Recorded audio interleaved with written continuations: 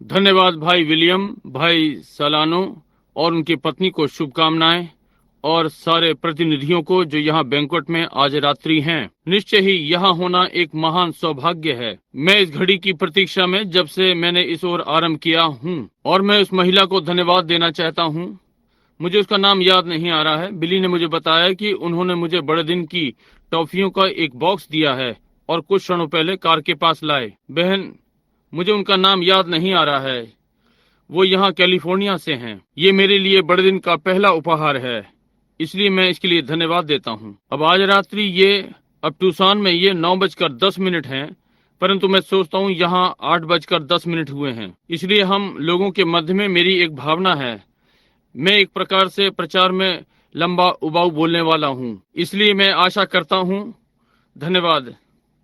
ऐसे कुछ भले व्यक्ति यहाँ पर हैं, मैं धन्यवाद देता हूँ। परंतु मैंने लगभग आज रात्रि प्रचार कर दिया है। मैं दूर दूर जा रहा हूँ, शेयरपोर्ट से और राष्ट्र के उस पार, इधर से आते हुए एक के बाद दूसरी रात्रि, और आप छोटा सा झटका पाते हैं, आप जानते हैं, और आपका गला खरखरा जाता है। मैंने शेयरपोर्ट से आरंभ किया।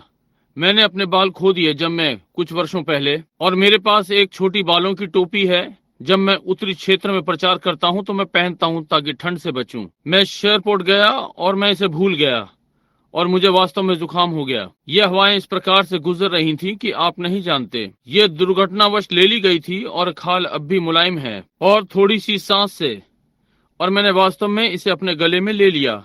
बहुत सी सभाएं बंद करनी पड़ी, इसलिए आज रात्रि थोड़ा बहुत खरखरा रहा हूँ। मैं ये कहना चाहता हूँ, हमारा यहाँ आते हुए बहुत ही अच्छा समय रहा। इन सभाओं में से होते हुए गत रात्रि हमारा बहुत अच्छा समय रहा, वहाँ भाइयों के संग, वहाँ दूसरे भाग में, और इसलिए बड़ी भीड़ थी और शानदार उपस्थिति लोगों की, इतनी श्रद्धा में और अच्छे। मुझे बहुत अच्छा लगा कि मैं फुल गॉस्पल बिजनेसमैन का हिस्सा हुआ। मुझे अनुभव हो रहा है, मुझे परमेश्वर से संदेश मिला है। कुछ लोगों के लिए थोड़ा सा विचित्र है, और मैं इससे अधिक सहायता नहीं कर सकता।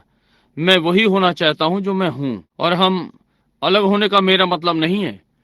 ये बस मैं बदलते हुए समय में रह रहा हूँ। जब तक आप दीवार को सीधा सीधा बना रहे हैं, ये अच्छा है। ईंट रखने वाला लाइन में चल सकता है, परंतु जब आपको कोना मोड़ना होता है, यहाँ जहाँ समय है, और हम दीवार नहीं बना रहे हैं, हम घर बना रहे हैं, आप समझे, तो ये मोड़ आने ही हैं। ये मार्टिन लूथर, जॉन वेस्ली और पेंतिकोस्तल युग में आए, और ये फिर यहाँ पर है। इसलिए हम कोना मोड़ना कठिन है। इसके लिए मैं परमेश्वर का धन्यवादित हूँ। यद्यपि ये कितना उबड़ खाबड़ था, लोगों की 100% प्रतिक्रिया हुई, इसलिए हम बहुत ही आभारी हैं। आप में से प्रत्येक को धन्यवाद देते हैं। और इसके पहले कि पुस्तक को खोलें, हम लेखक से बात करें, यदि आप चाहें, एक क्षण के लिए, जबकि हम अपने सिरों को झुकाए हुए हैं। प्रिय परमेश्वर, आज रात्रि हम आभारी हैं इस सौभाग्य के लिए कि हम यीशु मसीह अपने उद्धारकर्ता को, आपका पुत्र, उसे जान रहे हैं, और अपने पापों की मुफ्त क्षमा को, और ये जानते हुए कि उसका लहू जो हमारे सारे पापों और अपराधों को ढांकने के लिए पर्याप्त है, वे ऐसे मिटा दिए गए और परमेश्वर के भूल जाने वाले समुद्र में डाल दिए गए, और उसकी दुल्हन विवाह के भोज में पवित्र निष्कलंक खड़ी होगी कि परमेश्वर के पुत्र से विवाह करे। हम कैसे आपका इस सर्व संपत्ता का धन्यवाद दें, और ये जानने का विश्वास कि हम अपनी योग्यताओं पर भरोसा नहीं करते, परंतु केवल उसकी योग्यता का जो उसने हमारे लिए किया। हम बहुत आभारी हैं। इस सफलता के लिए धन्यवाद जो इन भाइयों को समुद्र पार मिली, और वहाँ के देश जहाँ वे लोग जो परमेश्वर के लिए भूखे और प्यासे हैं। मैं प्रार्थना करता हूँ प्रभु कि यदि वे फिर वापस जाएं, कि बालक जिनको वे राज्य में लाएं, उन बालकों के दादा दादी बनेंगे, इन्हें भी वे लाएंगे। पिता इसे प्रदान करें। आज रात्रि हमें एक साथ आशीष दें, और पवित्र आत्मा हमें वे चीजें दें जिनकी हमें आवश्यकता है। जो बातें हमें नहीं कहनी चाहिए, उनके लिए हमारे मुंह बंद रखें, और हमारे हृदयों को खोल दें। जो आप बताएं उसे स्वीकार करें। पिता इसे ग्रहण करें। यीशु मसीह के नाम में हम प्रार्थना मांगते हैं, आमीन। अब हम अपनी बाइबलों को छोटे से मूल पाठ के लिए खोलें, जिस पर मैं आज रात्रि बोलना चाहूंगा, और ये संत मरकुस में मिला 10वां अध्याय। और मैं कुछ वर्षों पहले जब मैंने बोलना चाहा, तो मुझे नोट भी नहीं लिखने पड़ते थे।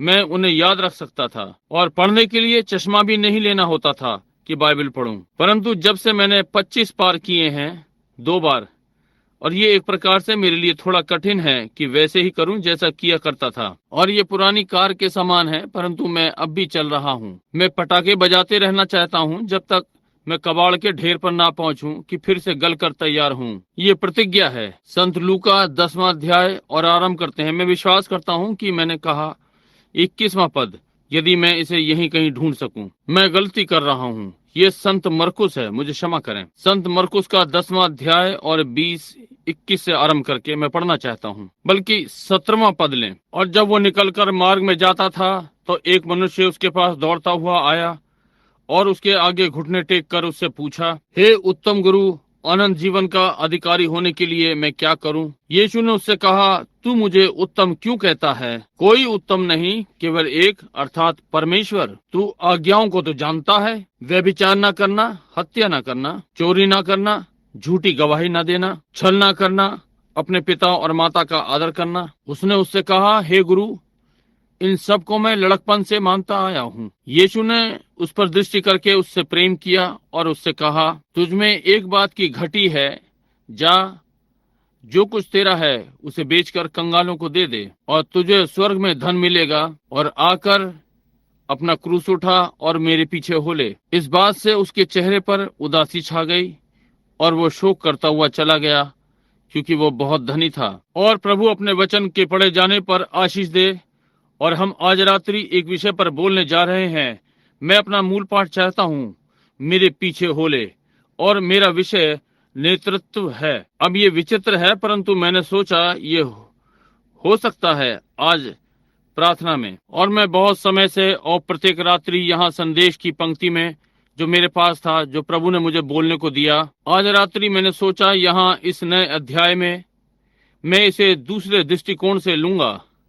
और हम बहुत सी बार इस पर बात कर चुके हैं। इसे धनी युवा शासनकर्ता कहा, और यहाँ मेरे बहुत से सेवक भाई, कोई संदेह नहीं, उन्होंने इसे विभिन्न प्रकार से लिया है। और आज रात्रि मैं इसे भिन्न प्रकार से लेने का यत्न कर रहा हूँ जो मैंने कभी लिया। ये नेतृत्व, इसे स्मरण रखें कि हम में से प्रत्येक, युवा और बूढ़ा, आपका पहला कदम जो आपने अपने जीवन में उठाया, किसी ने आपकी अगुवाई की। ये ठीक बात है। आपका अंतिम कदम जो आप लेंगे, कोई अगुवाई कर रहा होगा, किसी को अगुवाई करनी है। परमेश्वर हमें भेड़ के समान पसंद करता है, और यदि कोई भी जो जानता है, जो भेड़ों को पालने के बारे में और उनके स्वभाव के विषय में, क्यों आप जानते हैं भेड़ अपना मार्ग नहीं ढूंढ सकती, उसे अगुवाई की आवश्यकता होती है। यहाँ तक कि कसाई खाने में हम देखते हैं कि वे भेड़ को वहां लाते हैं और काटने के लिए उसकी अगुवाई बकरी के द्वारा की जाती है। एक बकरी उन्हें वहां लाती है, और जब वे वहां पहुंचते हैं तो बकरी कूद जाती है और भेड़ सीधी कटने के लिए बढ़ जाती है। इसलिए हम पाते हैं कि भेड़ अपना मार्ग नहीं ढूंढ पाती। मुझे एक अनुभव स्मरण है जो कि मुझे एक बार हुआ। मैं इंडियाना में शिकार का देख रेख करने वाला था, और मैंने बहुत ही दर्द भरी चिल्लाहट सुनी। और ये छोटा मेमना था जो अपनी माँ को खो चुका था, और वो अपनी माँ तक पहुँचने का मार्ग नहीं ढूंढ पा रहा था, और उसके बच्चे तक मार्ग नहीं ढूंढ पा रही थी। मैंने छोटे बच्चे को उठाया और वो मेरे पास, वो बिल्कुल शांत था। मैं गया, मेरे हाथों में वो छोटा बच्चा था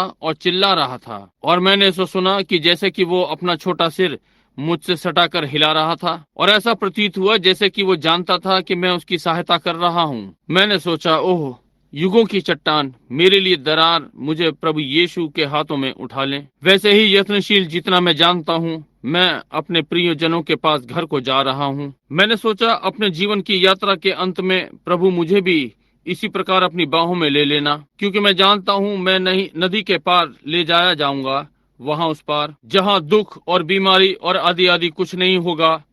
मैं जिन्हें प्रेम करता हूँ उनके संग होऊंगा। और यदि आप प्रकृति का अध्ययन करें तो प्रकृति में महान चीजें हैं। हर चीज जो मैं देखता हूँ और परमेश्वर ने उसे बनाया है, वो प्रकृति का रचने वाला है। प्रकृति निरंतरता में चलती है, सारी प्रकृति ऐसे ही चलती है। आप हर चीज पर ध्यान दें, जैसा कि मैंने कहा है बीती सांझ, वो प्रकृति परमेश्वर की गवाही देती है। यदि आपके पास कभी बाइबल नहीं रही, फिर भी आप प्रकृति की को देख सकते हैं और जानते हैं कि ये बाइबल सत्य है। मुझे सौभाग्य मिला कि मैंने संसार का भ्रमण किया, और मैंने विभिन्न क्षेत्रों पर ध्यान दिया, और मैंने भिन्न भिन्न धर्म देखे, मुसलमान, और मैंने कुरान पढ़ी और सिखों को देखा, जैन और मुसलमान और बुद्ध मानने वाले को देखा, क्या नहीं, परंतु फिर भी उनमें से प्रत्येक की उनकी एक शिक्षा है, मत्सार की एक पुस्तक और नियमों की पुस्तक और आदि आदि। परंतु हमारी बाइबल सत्य है और हमारा परमेश्वर ही केवल एक है जो सही है, क्योंकि उनमें से प्रत्येक का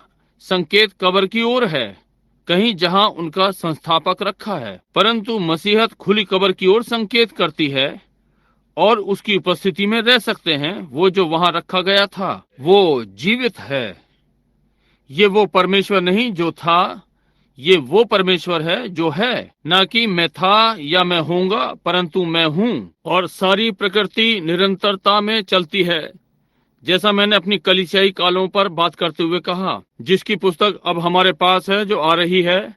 मैंने क्यों कहा कलीसियाई कालों पर अपने लेखों में, और कैसे हम कलीसिया को देखते हैं, ये कैसे परिपक्व हुई, ठीक वैसे ही आई जैसे सारी प्रकृति करती है। उस दिन हम बातें कर रहे थे कि कैसे सूर्य प्रातः उदय होता है। ये एक छोटा बालक है, कमजोर, इसमें बिल्कुल भी अधिक बल नहीं है, और जैसे दिन बढ़ता है ये मजबूत होता जाता है, मजबूत। 8 बजे के लगभग ये विद्यालय में जाता है जैसे एक युवा लड़का या युवती, और फिर लगभग 11 बजे ये विद्यालय से बाहर और ये अपनी सेवा के लिए तैयार है, और फिर 3 बजे तक ये बदलता है अधेड़ बूढ़ी आयु में, और दोपहर बाद ये मरता है। क्या ये सूर्य का अंत है? नहीं, ये फिर अगली प्रातः आता है, ये गवाही देने को कि जीवन, मरण, गाड़ा जाना और एक पुनरुत्थान है।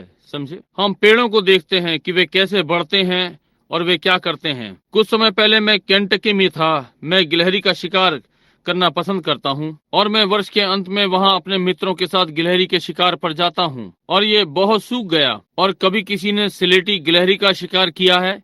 जानते हैं कि ये कितना कठिन है उन्हें चिन्हित करना, जब पत्तियां बस एक लें, और ओह, होदिनी एक अनाड़ी भगा देने वाला कलाकार उनके लिए, वे कैसे जा सकते हैं। और फिर 50 गज से बिल्कुल बिंदु पर गोली दागने का यत्न करना, इससे कुछ अच्छा शिकार होता है कि अपने दिन की सीमा को पाएं। श्री वुड, मेरे एक मित्र यहोवा विटनेस से मत परिवर्तित, मेरे साथ थे, और मैंने कहा, उसने कहा, मैं जानता हूँ यहाँ एक फार्म है, वहाँ एक व्यक्ति जिसके पास बहुत ही, हम वहाँ उन्हें शोर करने वाला कहते हैं। कितने जानते हैं कि हॉलर क्या होता है? आप केंटकी के कौन से भाग से हैं? जो भी हैं, समझे? और यही जहाँ से मैं हूँ। जैसे यहाँ एक अध्याय में अधिक समय नहीं हुआ, मुझे ये भाई विलियम्स को बताना था और उन भाइयों को। उन्होंने कहा अब हम खड़े होंगे और राष्ट्रीय गान गाएंगे, राष्ट्रीय गान। और मैंने कहा मेरा अपना पुराना केंटकी का घर, किसी ने मेरा साथ नहीं दिया। यही राष्ट्रगान था जो मैं जानता था, और इसलिए हम थे, अब हम थे। ठीक है श्रीमान, कृपया एक प्रार्थना करें, क्योंकि यहाँ एक महिला है जिसकी नाक से खून आ रहा है। हम प्रार्थना करें। प्रिय परमेश्वर, मैं आपसे प्रार्थना करता हूँ कि तू एक महान चंगा करने वाला है, और मैं आपसे मांगता हूँ कि आपका अनुग्रह और दया इस महिला को अभी छू ले और लहू को रोक दे। एक विश्वासी लोगों के समान जो यहाँ एक साथ जमा हुए हैं, ये महिला यहाँ प्रभु के वचन का आनंद लेने यहाँ आई है और लोगों के साथ संगति करने को। प्रभु, मैं आपसे मांगता हूँ इसी समय शत्रु को झिड़कें और लहू को रोक दें, यीशु मसीह के नाम में, आमीन। और हम इसका विश्वास करते हैं। इस छोटी सी कथा पर एक प्रकार की भावना, इसके पहले कि हमने कुछ टिप्पणियां लिखी हुई हैं जिन्हें यहाँ लिखा हुआ है, और कुछ पवित्र लेख। अब उसने कहा, भाई ये बूढ़ा व्यक्ति, हम वहां जाएंगे और उसे देखते हैं, उसके स्थान पर बहुत ही शोर है। उसने कहा परंतु वो एक नास्तिक है। उसने कहा यदि वो हमें बस श्रापित करता है यदि हम वहां जाते। मैंने कहा परंतु हमें यहाँ कोई गिलहरी नहीं मिल रही है। हम 2 सप्ताह से डेरा डाले हैं और हम गंदे थे और सारे चेहरे पर दाढ़ी थी। और उसने कहा अच्छा हम चलें। इसलिए हम कुछ मील नीचे गए, लगभग 20 मील। मैं वहां उस गांव में एक बार पहले भी गया था 3 रातों के लिए, मेथोडिस्ट कैंप के मैदान में, जहां प्रभु ने कुछ महान चीजें की थी और मेथोडिस्ट के लोगों के मध्य में महान चंगाई सभा। और फिर हम वापस किसी पहाड़ पर वापस गए और वहां आनंद किया। इसे जानने के लिए आपको केंटकी को जानना पड़ेगा, आपको किस प्रकार के स्थान में जाना है। और जब हम वापस गए, वहां हम एक घर में गए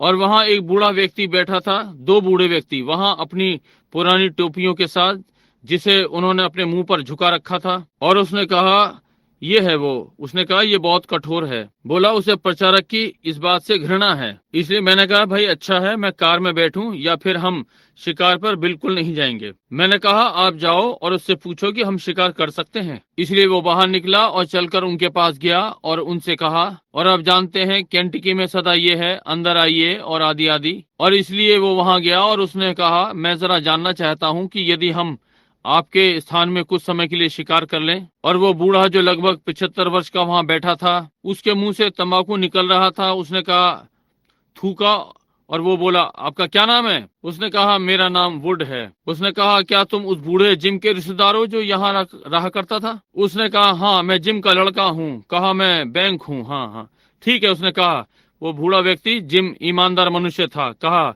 बिल्कुल अपनी सहायता स्वयं कर लो। उसने कहा क्या तुम स्वयं ही हो? उसने कहा नहीं, मेरा पास्टर भी है। उसने कहा क्या? उसने कहा मेरा पास्टर वहाँ कार में है। बोला वो मेरे साथ शिकार खेल रहा है। उसने कहा वुड तुम्हारा क्या अर्थ है कि तुम इतने गिर गए हो कि जहाँ कहीं जाओ तो अपने पास्टर को साथ लिए फिरो? इसलिए वो कठोर पुराना चरित्र। इसलिए मैंने सोचा कि अच्छा हो कि मैं कार से बाहर आ जाऊं, आप जानते हैं। इसलिए मैं बाहर निकला और टहलने लगा। और उसने कहा अच्छा, और तुम प्रचारक हो? मैंने कहा जी हाँ श्रीमान। उसने मुझे ऊपर से नीचे तक देखा, गिलहरी का लहू और धूल। उसने कहा मैंने कहा कुछ ऐसा नहीं दिखाई पड़ता। उसने कहा भाई मैं भी ऐसा ही हूँ। उसने कहा आप जानते हैं मैं आपको कुछ बताना चाहता हूँ। उसने कहा मैं एक नास्तिक हुआ करता था। मैंने कहा जी हाँ श्रीमान मैं ये समझ गया। मैंने कहा मैं नहीं सोचता कि इस विषय में डींग मारे क्या आप? और उसने कहा भाई, उसने कहा मैं नहीं जानता। उसने कहा मैं आपको बताने जा रहा हूँ कि मैं आप लोगों के विषय में क्या सोचता हूँ। मैंने कहा ठीक है। उसने कहा आप गलत पेड़ पर भौंक रहे हैं। और कितने ये जानते हैं कि इसका क्या अर्थ है? समझे? इसका अर्थ ये है कि ये झूठा कुत्ता है। आपने देखा वहाँ नीग्रो नहीं है। उसने कहा आप गलत पेड़ पर भौंक रहे हैं। मैंने कहा ये दृष्टिकोण है। और उसने कहा भाई, उसने कहा देखिए आप देख रहे हैं वहाँ पुरानी चिमनी खड़ी है? मैंने कहा हाँ। मैं वहाँ 75 वर्ष पहले जन्मा था। और कहा मैं वहाँ इन पहाड़ों में इन वर्षों में रहा। और मैंने कहा मैंने आकाश की ओर देखा और मैंने इधर और उधर देखा। और निश्चय ही इन सारे 75 वर्षों में मैंने कुछ देखा होगा जो परमेश्वर के समान है। क्या आप ऐसा नहीं सोचते? मैंने कहा भाई ये निर्भर करता है कि आप क्या देख रहे हैं। देखिए आप क्या देख रहे हैं। और उसने कहा भाई, उसने कहा मैं निश्चित तौर पर यह विश्वास करता हूं कि ऐसा कोई प्राणी है। और मैं विश्वास करता हूं कि आप लोग बस जाते हैं और लोगों से उनका पैसा ठगते हैं और आदि आदि।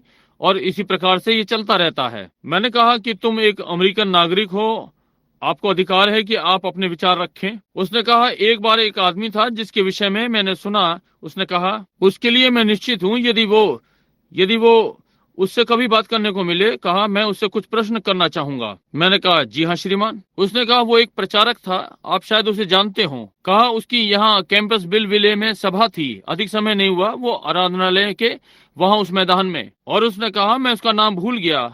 कहा वो इंडियाना से था। और मैंने कहा ओ जी हाँ श्रीमान। और भाई वुड ने कहना आरम्भ किया, भाई मैं ये ना कहो। और इसलिए उसने कहा, मैंने कहा क्या है उसके विषय में? उसने कहा वो बूढ़ी महिला कोई वहाँ जो पहाड़ पर है। कहा आप जानते हैं कि वो कैंसर से मर रही थी। और कहा एक प्रातः मैं और पत्नी वहाँ गए कि उसका बिस्तर बदलें। कहा वे उसे इतना भी नहीं उठा सकते थे कि शौच का बर्तन उसके नीचे रख दें। कहा उसके नीचे से चादर खींचनी थी और वो मर रही थी। और वो लुईविल में थी। और कहा कि डॉक्टरों ने उसे छोड़ दिया था और कहा कि वो मरने जा रही थी। और उसकी बहन सभा में गई और कहा वो प्रचारक उस मंच पर खड़ा हुआ था। पीछे श्रोतागणों में को देखा और इस महिला का नाम लेकर बुलाया और उसे बताया। जब वो चली उसने रुमाल लिया और अपने पर्स में रखा और यहाँ इस महिला का नाम लिया, यहाँ से 20 मील नीचे। और कहा वो कैसे कैंसर से पीड़ित है उसके नाम के साथ और वो किस किस में से निकली। कहा ये रुमाल लो और जाकर उस महिला पे रख दो।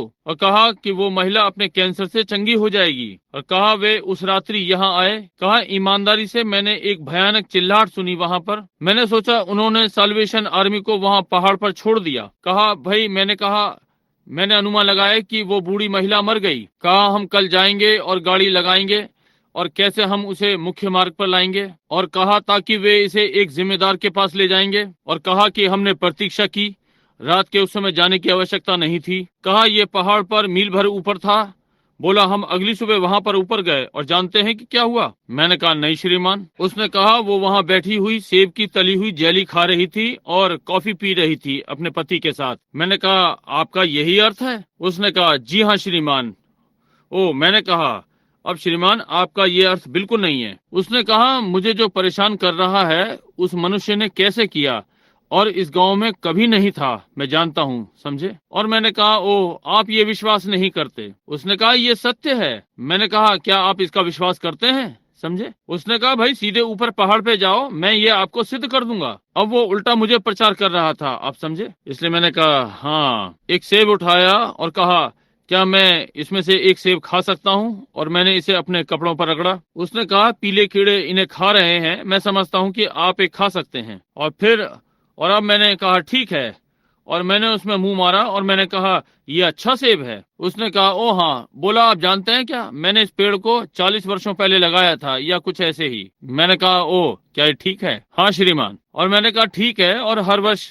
मैंने कहा मैंने ध्यान दिया कि अभी तक पाला नहीं पड़ा है, ये अगस्त का आरंभ था। और मैंने कहा पत्तियों पेड़ों पर से गिर रही हैं। जी हाँ श्रीमान, ये ठीक है, ये बर्फ पर आ रही है। विश्वास करते हैं इस बार हमें जल्दी मिलेगी। मैंने कहा जी हाँ श्रीमान, और विषय को बदला। और उसने कहा, मैंने कहा भाई आप जानते हैं कि ये विचित्र है। मैंने कहा ये कैसे जीवरस पेड़ से चला जाता है? मैंने कहा और ये पत्तियां गिर रही हैं और फिर भी यहाँ कुछ नहीं, अभी पाला नहीं पड़ा है कि पत्तियां मर जाएं। और उसने कहा इससे क्या होना है जिस विषय में हम बात कर रहे हैं? और मैंने कहा ठीक है, मुझे कुछ आश्चर्य हुआ। अब जानते हैं मामा सदा कहा करती थी गाय को लंबी रस्सी दे दो, वो स्वयं खुद को उलझा लेगी, आप जानते हैं। इसलिए मैंने उसे बहुत ढीला दे दिया। इसलिए वो आगे बढ़ा और उसने कहा भाई ठीक है, इससे क्या करना है? मैंने कहा आप जानते हैं परमेश्वर इन सेबों को उगाता है और आप इन सेबों और पत्तियों में आनंद लेते हैं और आप इनकी छाया में बैठते हैं और आदि आदि। ये वर्ष के अंत में नीचे चला जाता है और मैंने कहा ये फिर से सेबों के साथ वापस आता है और फिर से पत्तियों के साथ। और उसने कहा ओ, ये तो प्रकृति है, देखिए ये तो प्रकृति है। मैंने कहा अच्छा ठीक है, निसंदेह ये प्रकृति है। मैंने कहा ये प्रकृति है, परंतु किसी को इस प्रकृति को नियंत्रित करना है। देखिए उसने कहा अब आप मुझे बताएं ये क्या करता है? और उसने कहा भाई ये बस प्रकृति की प्रकृति है। मैंने कहा ये कौन है जो कहता है उस छोटी पत्ती से? और वो, मैंने कहा अब कारण ये है कि वो पत्ती गिर गई क्योंकि जीवरस नीचे जड़ में चला जाता है। और क्या हो यदि वो जीवरस उस पेड़ में सारे जाड़े पर वहीं टिका रहता, क्या घटित होगा? कहा ये पेड़ को मार डालेगा। अच्छा, मैंने कहा वो कौन सी बुद्धि है जो जीव रस को नीचे जड़ों में ले जाता है? कहता है यहाँ से चले जाओ, ये वर्ष का अंत आ रहा है और जड़ में जाकर छिपे रहो और जड़ में कब्र के समान टिके रहो और फिर अगली बसंत आएगी, फिर वापस आ जाओ और अधिक सेब ले आओ और अधिक पत्तियां ले आओ और आदि आदि। उसने कहा ये बस प्रकृति है, ये से करेगी। कहा मौसम, आप जानते हैं एक बदलाव अंत में आता है। मैंने कहा वहाँ बाहर खंबे पर पानी की बाल्टी रख दो और देखें कि प्रकृति इसे खंबे की जड़ में ले जाए और इसे फिर वापस ले आए, समझे भाई? उसने कहा आपके पास कुछ हो सकता है। मैंने कहा इस पर सोचें जब हम शिकार करते हैं। और उसने कहा अच्छा। और उसने कहा जहाँ चाहो शिकार करो। और मैंने कहा जब मैं वापस आता हूँ आप मुझे बताओगे कौन सी बुद्धि उस जीव रस को नीचे जड़ में ले जाती है और सारे जाड़े टिकाए रखती है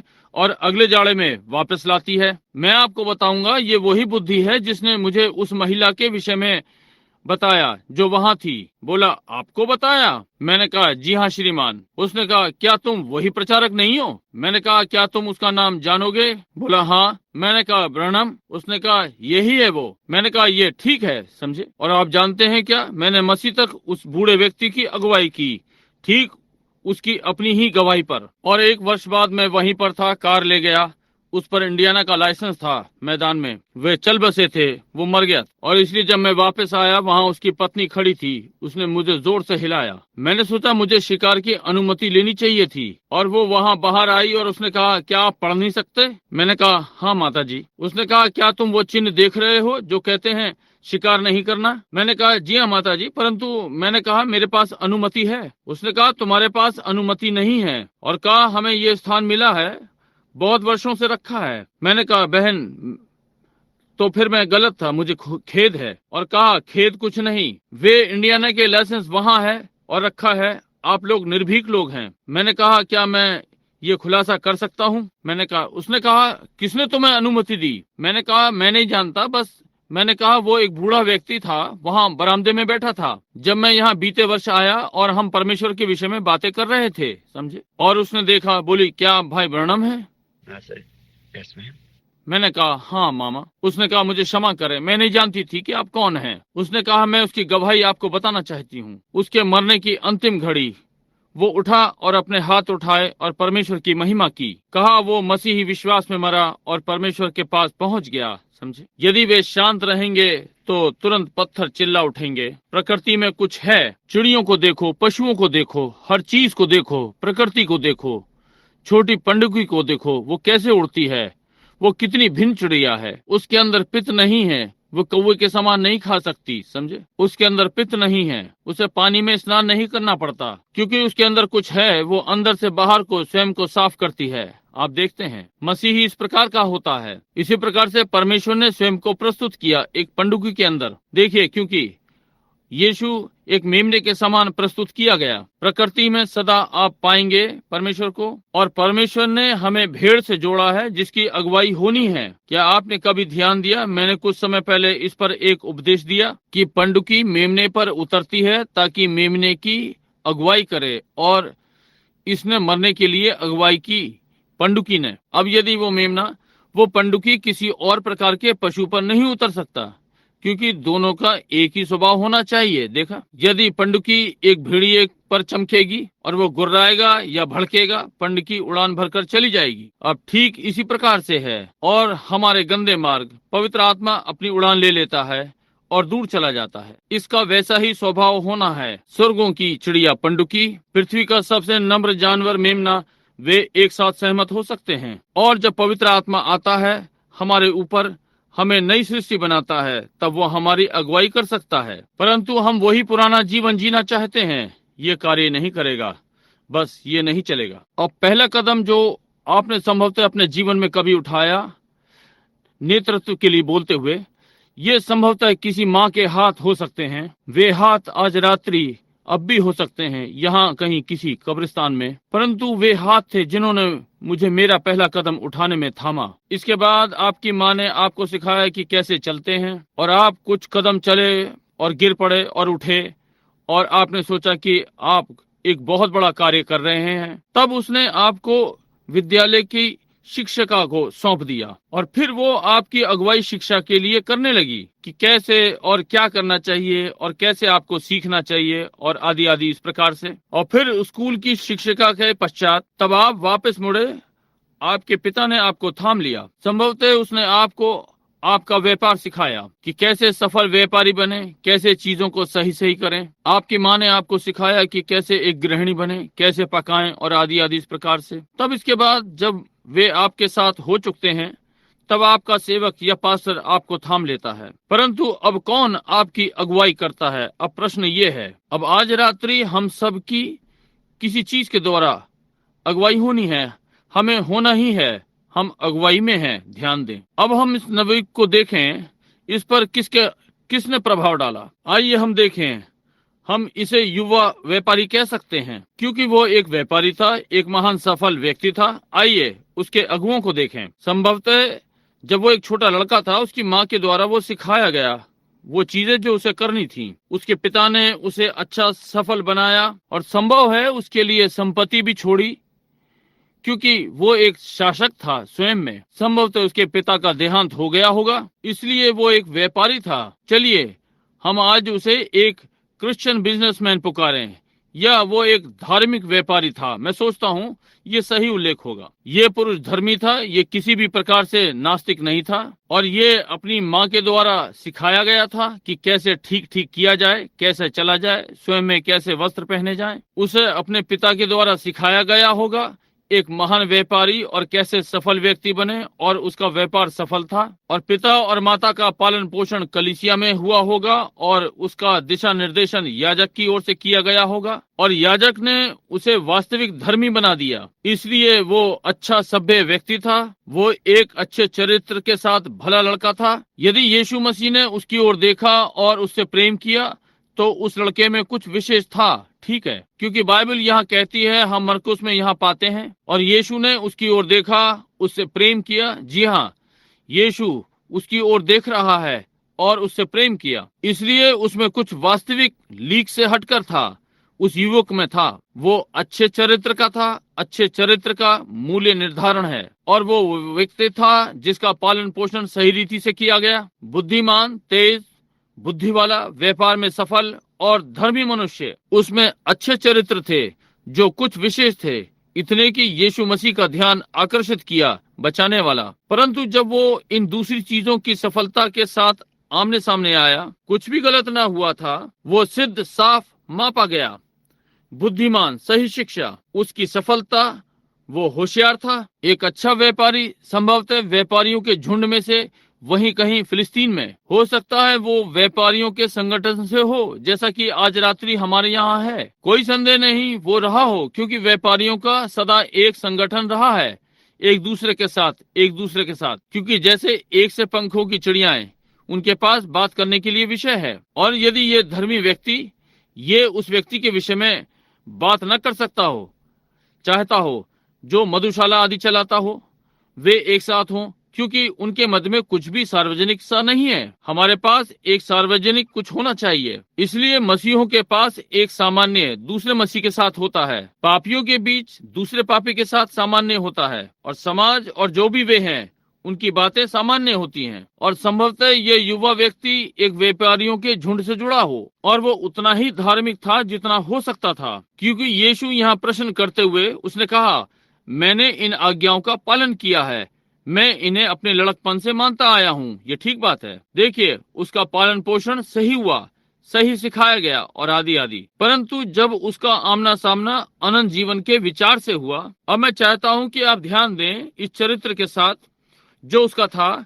वो अब भी जानता था कि उसके पास अनंत जीवन नहीं है। अब हमारे सारे समाज, हमारी कलीसिया, हमारी सदस्यता और चीजें जो हम पकड़े हुए हैं, हमें बहुत प्रिय हैं। हमारे अमेरिकन समाज और आदि आदि बहुत अच्छे हैं, इनके विरोध में कुछ भी नहीं। और यहाँ हमारा मसीह व्यापार संगठन एक महान चीज है। ये मेरे लिए एक खुला द्वार है, मेरे अंतर नामधारी विचारों में, कि हम एक मसीही हैं। कोई भी एक नहीं, कोई एक नामधारी नहीं जो हमारा दावा करे कि हम एक वास्तविक मसीह, क्योंकि आप परमेश्वर से संबंधित हैं। नामधारी मनुष्य निर्मित है और मसीही स्वर्ग से भेजे हुए हैं। परंतु इन सब बातों में जो हमारे पास हैं, जितने अच्छे वे हैं, जितनी अच्छी प्रकार से हम एक साथ हो सकते हैं, और अच्छी सभाएं जितनी हमारी हो सकती हैं, और सामाजिक समझदारी जो हमारी है, फिर भी हम में से प्रत्येक का अनंत जीवन से आमना सामना है। कोई मतलब नहीं हम अपने व्यापार में कितने सफल हैं, हम कितने सफल रहे,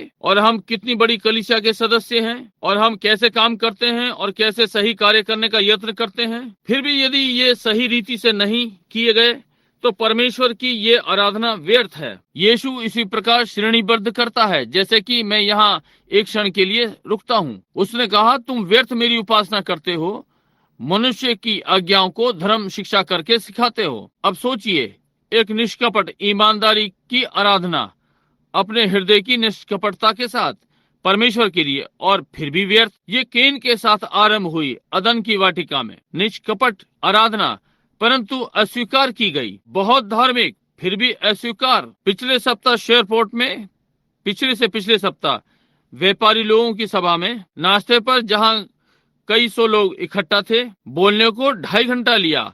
परमेश्वर की सेवा बगैर उसकी मर्जी के करना, इस पर अब ये विचित्र सुन पड़ता है, परंतु हमारे पास हमारी परमेश्वर वाली प्रणाली है और परमेश्वर का मार्ग इसे करने को। कोई मतलब नहीं हम कितना सोचते हैं कि ठीक है, इसे प्रभु के वचन के अनुसार होना है, या फिर ये बेकार है। केन ने आराधना की, परंतु ये प्रभु के वचन के अनुसार नहीं थी। फरीसियों ने आराधना की, परंतु प्रभु के वचन के अनुसार नहीं। और इस विशेष संदेश में जो व्यापारी मनुष्यों के लिए है, मैंने ये सिखाया। वो प्रभु की सेवा करना चाहता था, और जो उसने कहा वो उसमें सही था। उसने कहा, क्या ये सही है कि प्रभु का संदूक वहां रहे और हमें यहाँ ले आना चाहिए? राजा के दिनों में दूसरा राजा जिसके बाद वो आया, उसने कहा ये ठीक नहीं। उन्होंने संदूक से होते हुए कभी परमेश्वर से सलाह नहीं दी, परंतु हमें ये करना चाहिए। अब ये सही है, उन्हें क्या करना चाहिए? उसने कहा हमें जाकर संदूक लाना चाहिए और हम प्रभु से सलाह ले सकते हैं। और ये ठीक है, ये दूसरे देश में था। कहा हमें उसे यहाँ लाना चाहिए, यहाँ लाकर यहाँ अपने घर में रखना चाहिए और प्रभु की आराधना करें। अब ध्यान दें, इसे करने के लिए वे गलत प्रणाली में गए। उसने शतपतियों सहस्पतियों से परामर्श किया, उनमें से प्रत्येक से परामर्श किया। इसे परमेश्वर की इच्छा के अनुसार देखा। ऐसा प्रतीत हुआ कि यह प्रभु का वचन था। आपको इसे सही स्थान में रखना चाहिए, या फिर यह प्रभु का वचन नहीं है। समझे? अब ये गहराई में पढ़ना चाहिए और आप एक साधारण विचार पाएंगे कि मैं क्या करना चाह रहा हूँ। मैं नहीं चाहता हूँ कि कलीसिया उन पद चिन्हों पर चले जो आप वहाँ इंग्लैंड में पाते हैं, लंबे बाल और रंगे हुए चेहरे और दूषित। हम वो नहीं चाहते। कोई मतलब नहीं ये कितना धार्मिक प्रतीत होता है, और एल्विस प्रेस्ले कितने धार्मिक गीत गाता है, वो अब भी शैतान है। मैं कोई न्यायी नहीं, परंतु उनके फलों से तुम उन्हें पहचान लोगे। वो पेंतिकोस्तल है, परंतु उसमें तनिक भी अंतर नहीं।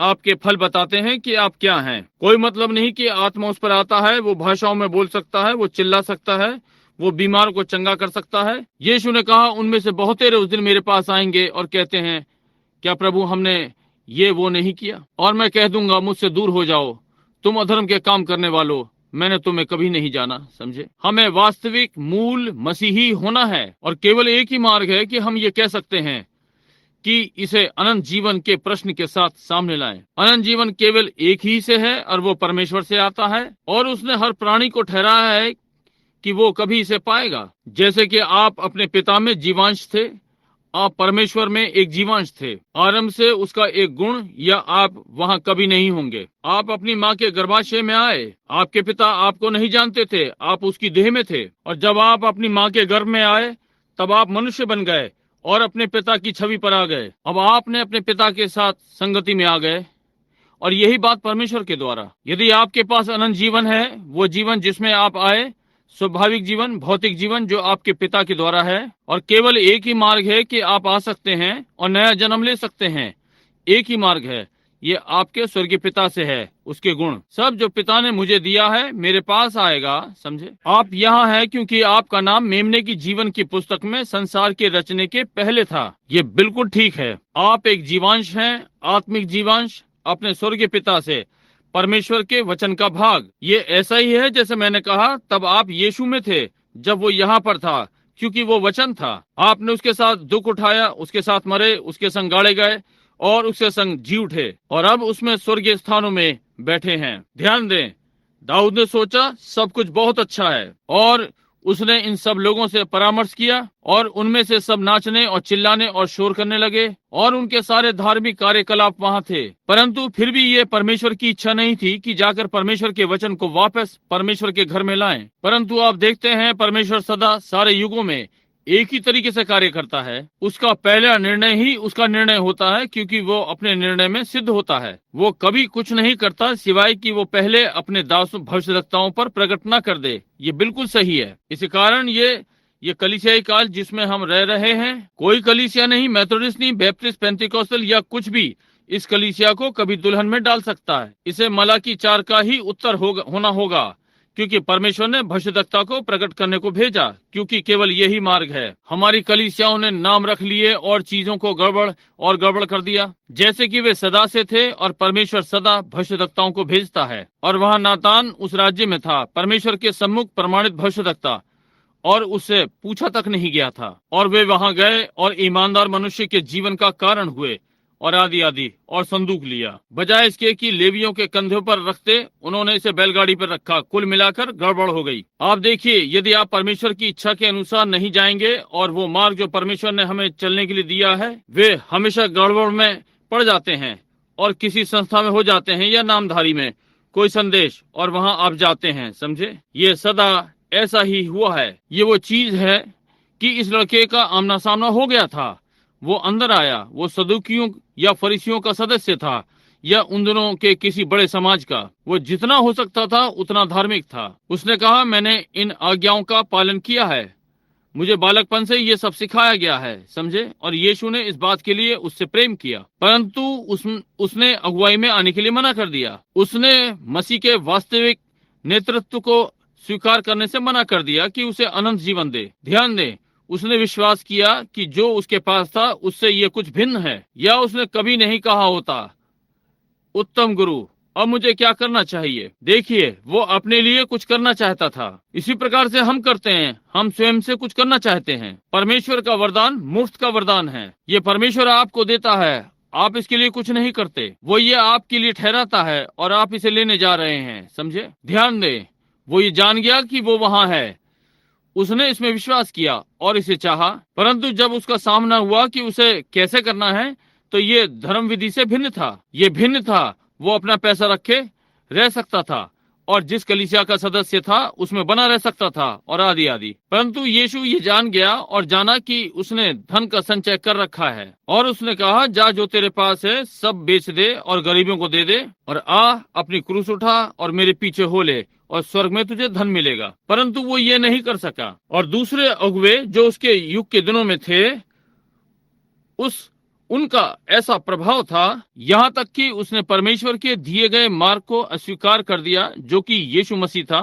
केवल एक जो अनंत जीवन रखता है, केवल एक जो ये आपको दे सकता है। कलीसिया आपको अनंत जीवन नहीं दे सकती, न ही आपका पड़ोसी, न ही आपका पास्टर, न ही याजक, न ही आपका मत्सार। केवल स्वयं यीशु मसीह आपको अनंत जीवन दे सकता है। कोई मतलब नहीं आप कितने भले हैं, आपने क्या करना छोड़ दिया, आपने क्या करना आरंभ कर दिया। आपको प्रभु यीशु मसीह व्यक्ति को स्वीकार करना है, और जब आप ये करते हैं, वो वचन है, और तब आपका जीवन वचन के साथ ठीक बैठता है, और ये जिस युग में आप रह रहे हैं उसमें स्वयं को प्रकट करता है। नूह को अपने युग में वचन को प्रकट करने के लिए ये करना था। अब क्या हो यदि मूसा आए, कहे, हम जानते हैं कि मूसा ने क्या किया, हम नूह का वचन लेंगे, हम इसे उसी प्रकार से करेंगे जैसे नूह ने किया, हम एक नाव बनाएंगे और नील नदी पर तैराएंगे और मिस्र से बाहर निकल जाएंगे। क्या ये काम नहीं करेगा? देखिए, ये दूसरा युग था। यीशु मूसा के संदेश के साथ नहीं आ सकता था। लूथर कैथोलिक के संदेश के साथ ना आ सका। वेस्ली लूथर के संदेश के साथ ना आ सका। पेंतिकोस्टल वेस्ली के युग के संदेश के साथ ना आ सके। और दुल्हन पेंतिकोस्टल नामधारी में नहीं बन सकती। ये नहीं हो सकता। और ये बिल्कुल ठीक है। वो संगठित हो गई और यहाँ से निकल गई, और वहाँ वो उन बाकियों के समान बैठी है। ये भूसा है, जैसे कि जीवन के द्वारा आता है। समझे? वो लेखक, जैसा कि मैंने उस रात्रि कहा, वो लेखक जिसने ये पुस्तक लिखी है, इसलिए नहीं क्योंकि उसने मेरी ये बुरी आलोचना की है कि यदि ऐसी बातें हैं तो मैं शैतान था। इसलिए उसने कहा, उसने परमेश्वर में विश्वास नहीं किया। उसने कहा, एक परमेश्वर अपने हाथ समेटे हुए और बैठा हुआ और आरंभिक युग से होते हुए लोगों को बलिदान होते हुए देखता रहा, और दावा किया कि उसके पास लाल सागर के खोलने की सामर्थ है, और उन महिलाओं बालकों को शेरों के द्वारा टुकड़े होने दिया, और फिर कहा कि वो एक प्रेम करने वाला परमेश्वर था। कहा, ऐसा कोई जीवधारी नहीं है। देखिए, व्यक्ति बिना वचन के, प्रेरणा के इसे देखने में असमर्थ है। गेहूं का पहला दाना, दूल्हा, उसे भूमि में गिरना ही था ताकि फिर जी उठे। इसलिए पहली दुल्हन पेंतिकोस्टल पर जन्मी, उसे अंधकार के युगों से होकर निकलना था, किसी और बीज के समान गाड़ा जाना था, उन्हें मरना ही था, उन्हें ये करना था। परंतु इनके किल्ले फिर से लूथर में फूटे, पहले सुधार में। ये ऐसा प्रतीत नहीं हुआ जैसे बीज जो भीतर गया, परंतु ये उस दिन का उजियारा था। किल्ला, फिर ये फुंदनी में आया वेस्ली, और फुंदनी से ये पेंतिकोस्टल में आया भूसा। जब आप गेहूं में देखते हैं, जब ये आता है गेहूं का दाना, एक मनुष्य जो गेहूं उगाता है, आप जाकर देखें कि उसमें गेहूं बन रहा है, ये बिल्कुल दाने जैसा दिखाई पड़ता है। परंतु यदि आप एक चिमटी लेंगे और बैठकर उस गेहूं को खोलेंगे तो उसमें दाना बिल्कुल नहीं होगा, ये बस एक भूसा है। और फिर क्या, ये वहां बन गया कि दाने को पकड़ कर रखे। और फिर पहली चीज जो आप देख सकते हैं कि जीवन किले से होकर फुंदनी में आ गया, फुंदनी को छोड़कर छिलके में आ गया, ये छिलके को छोड़कर गेहूं में चला जाता है। तीन स्थितियां देखिए इसकी। और फिर गेहूं बनता है, बाहरी तीन स्थितियां, लूथर, वेस्ली, पेंतिकोस्टल। ठीक वैसे ही देखिए, कोई संदेह नहीं, आप प्रकृति का अनुवाद नहीं कर सकते। अब देखिए, संदेश के हर 3 वर्ष बाद जो परमेश्वर के पास से भेजा गया,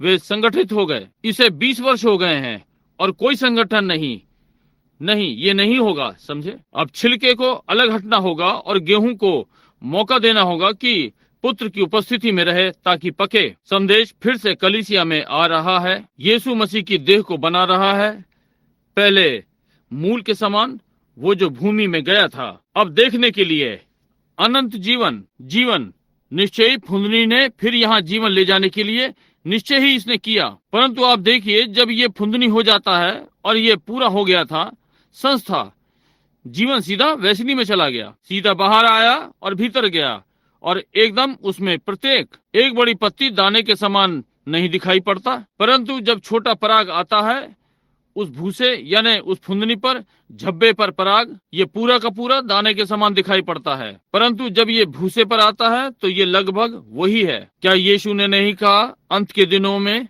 मत्ती 24:24, दोनों इतने समीप होंगे कि ये उसी जीवांश को धोखा देंगे, पहले से ठहरा हुआ, चुना हुआ, यदि ये संभव था, लगभग मूल चीज के समान। इसलिए अंत के दिनों में अब आप देखते हैं, अब ये गेहूं का समय है, ये कटाई का समय आ रहा है। ये लूथर का युग नहीं है, ये पेंतीकोस्tal का युग नहीं है, ये दुल्हन का युग है। जैसे मूसा ने एक राष्ट्र को राष्ट्र में से बाहर निकाला, मसीह आज एक कलीसिया में से बुला रहा है। आप समझे, वही चीज छाया में उन्हें महिमा में अनंत प्रतिज्ञा के देश में ले जा रहा है। अब उस व्यक्ति का इनकार करना जो बुला रहा है मसीह, कोई मतलब नहीं। यदि आप पेंतीकोस्tal, मेथोडिस्ट, लूथर, आप जो भी हैं, आपको होना है ये युग, उनके विरोध में कुछ नहीं, बिल्कुल नहीं, परंतु इस युग में अब आपको स्वीकार करना है जैसे उन्होंने उस युग में किया। व्यक्ति मसीह को, जो कि वचन है, आदि में वचन था, वचन परमेश्वर के साथ था, वचन परमेश्वर था, और वचन देहधारी हुआ और हमारे मध्य में वास किया, कल, आज और सर्वदा एक सा है। इब्रानियों 13:8। देखिए, आपको उस अनंत जीवन के व्यक्ति को स्वीकार करना ही चाहिए। अब लूथर के पास क्या था? न्यायोचितता। वेस्ली के पास पवित्रकरण, इसमें जोड़ा गया। पेंतीकोस्tal के पास वरदान की वापसी थी, इसमें वापस आ रहे थे। परंतु अब ये देह में पूर्ण हो रहा है। आप समझे, इसके 3 पक्ष, और उसमें से अब जब पुनरुत्थान आता है, वो जीवन लूथरन में रह रहा था, वो बाहर चला गया। वो जीवन जो मेथोडिस्टों में रह रहा था और वो चला गया। वो जीवन जो पेंतीकोस्टलों में गया, वो सारा भूमि में से निकलकर दुल्हन की देह में, कि उसे मसीह यीशु के सामने ले जाए। परमेश्वर की महिमा हो। ओह, ये उत्तेजक है, ये सत्य है। हमने कोना मोड़ दिया, हम स्वर्ग की ओर देख रहे हैं, उसके आगमन को देख रहे हैं। पिरामिड के ऊपर का ढक्कन, जैसा कि हम कहेंगे, उसकी वापसी। कलीसिया जल्द ही जीवित हो जानी चाहिए और हमें तैयार हो जाना चाहिए। और केवल एक ही मार्ग है कि आप कह सकते हैं कि कहते नहीं, भाई मैं संगठनों से हूँ, मैं एकवाद से हूँ, दोवाद से, या ये जो भी है वे सब वहां में, मैं चर्च ऑफ गॉड से हूँ, इसका कोई मतलब नहीं। हमारे पूर्वजों ने चिल्लाया और नाचा, वो बिल्कुल ठीक है, वो उनका दिन था। परंतु आज आप उन संस्थाओं के सामने, आमने सामने नहीं जो उन्होंने बनाई, परंतु वो जीवन जो आगे बढ़ रहा है, जो कि यीशु मसीह है। इस युवा व्यक्ति ने भी वही किया। मूसा ने वे आज्ञाएं लिखी, परंतु आप देखिए, जिसने वे आज्ञाएं अपने नबी के द्वारा लिखी, वही बातें थी जिनकी भविष्यवाणी की गई कि वो दिन आएगा कि मैं अपने समान एक भविष्यद्वक्ता उठा खड़ा करूंगा, और ऐसा होगा कि वे सब जो उसकी नहीं सुनेंगे, काटा जाएगा। वहां पीछे उन नामधारी भूसे और कुंदनी में, उन्हें जीवन में आगे बढ़ना ही है। और आज मत कहिए मैं पेंतीकोस्टल हूँ, मैं इनमें से हूँ, मैं उनमें से हूँ, इसका कोई अर्थ नहीं है। आपको व्यक्ति मसीह को स्वीकार करना ही है। वो अनंत जीवन प्रत्येक को आमने सामने होना है, इसे ना भूलें।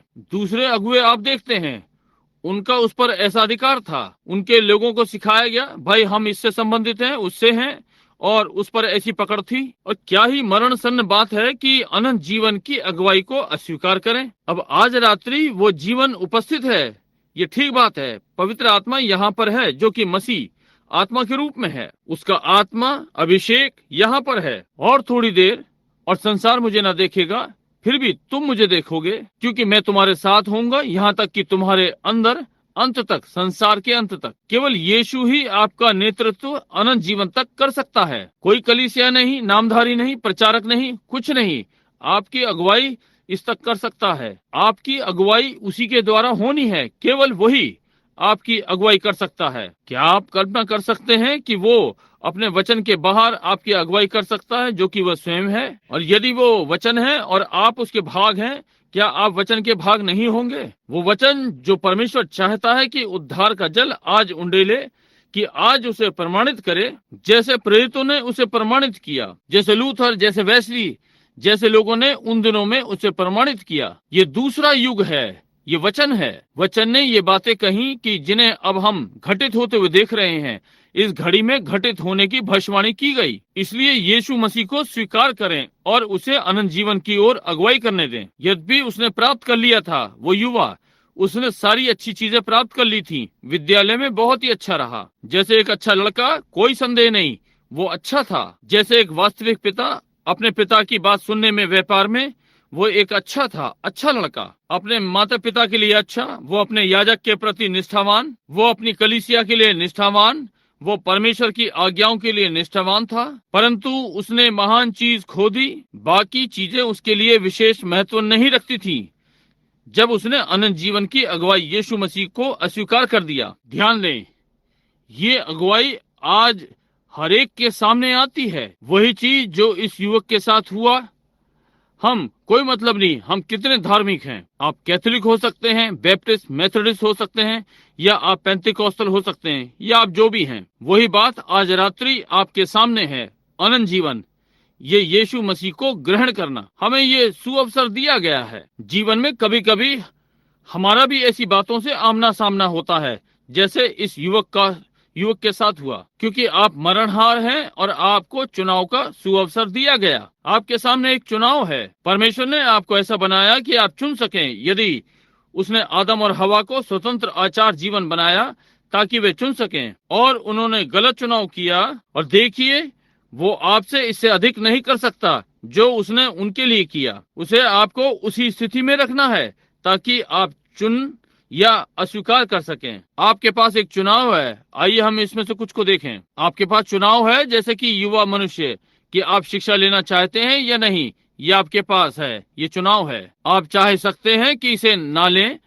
अब बस इसे मना कर सकते हैं। आपके पास आपके चरित्र का चुनाव है। मैं यहाँ थोड़ा सा आघात पहुंचाना चाहता हूँ, समझे। आप जा सकते हैं और अपने बाल बढ़ा सकते हैं और एक बीटल या कुछ इन अज्ञानियों के समान, या आप महिलाएं एक सभ्य मनुष्य के रूप में दिखाई पड़ सकती हैं, या आप इनमें से एक भयानक जीव जो हमारे यहाँ बाहर है, वे नीले आंखें और वाटर हेड बाल और आदि आदि। ये पूरी रीति से परमेश्वर के वचन के विरोध में है। ये बिल्कुल भिन्न है। प्रार्थना भी स्वीकार नहीं हो सकती। ये सत्य है, बिल्कुल ठीक, यही जो बाइबल ने कहा। परंतु कलीसिया, तुझे क्या हुआ? तुमने बहुत टेलीविजन देखा है, संसार की बहुत सी चीजें। ये आपके आदम के पुराने स्वभाव में बहुत सरल कि उधर को मुड़ जाए, बाकियों के समान व्यवहार करें। मैं इसको दोबारा दोहरा दूं। अन्न बलि में मूसा के दिनों में छुटकारा, जब मूसा बालकों को बाहर लेकर आया, 7 दिनों तक खमीर लोगों के मध्य में नहीं होना चाहिए। कोई भी जानता है निर्गमन में तुम्हारे तंबुओं में बिल्कुल खमीर ना पाया जाए 7 दिनों तक। ये 7 दिन सारे 7 कलीसियाई युगों को दर्शाते हैं, समझे। कोई खमीर नहीं। अब ये क्या है? कोई मत्सार नहीं, कोई संसार नहीं। यीशु ने कहा, यदि तुम में संसार का प्रेम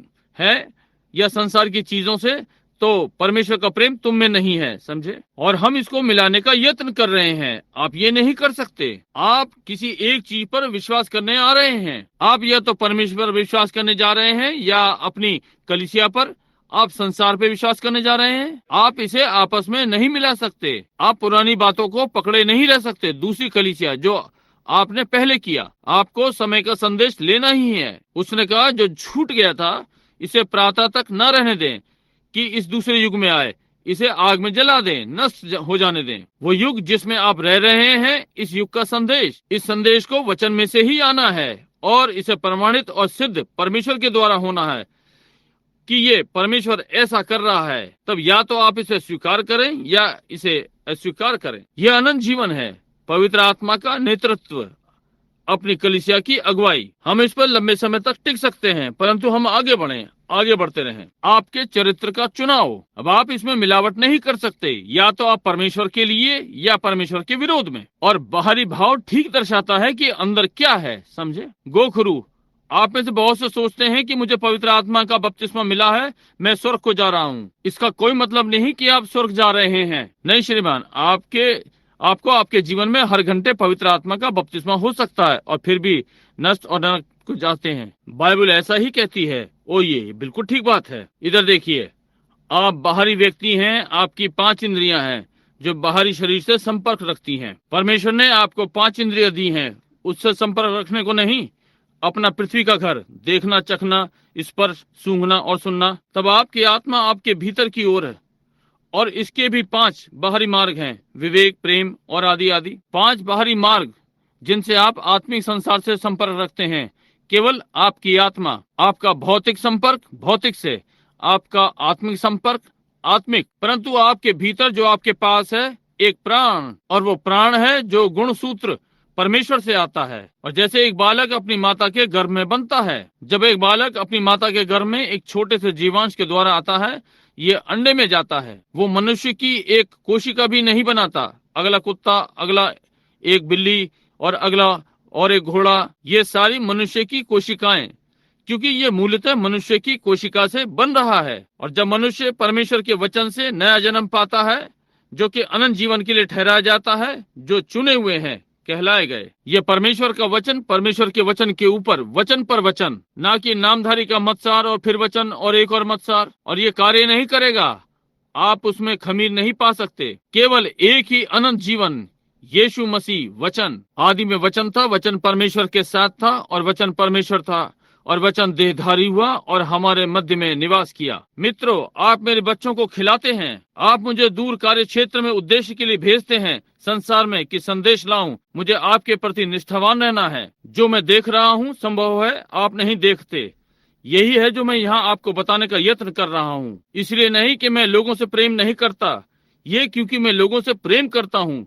सुधारात्मक। जब मैं कलीसिया को फिसलते हुए देखता हूँ, अलग जा रही है, कहता हूँ भाई हमने ये किया, हमने वही किया, और घूम कर कलीसिया को देखता हूँ और देखता हूँ कि ये कार्य नहीं करेगा। फिर यहाँ बाइबल में देखें और देखते हैं कि अंत में ये इसी प्रकार होना चाहिए। वो गुनगुनी लौदीकिया कलीसियाई युग यीशु को बाहर कर रहे हैं, वचन को उसने कभी नहीं पुकारा, वो किसी कलीसिया को नहीं बुलाने वाला।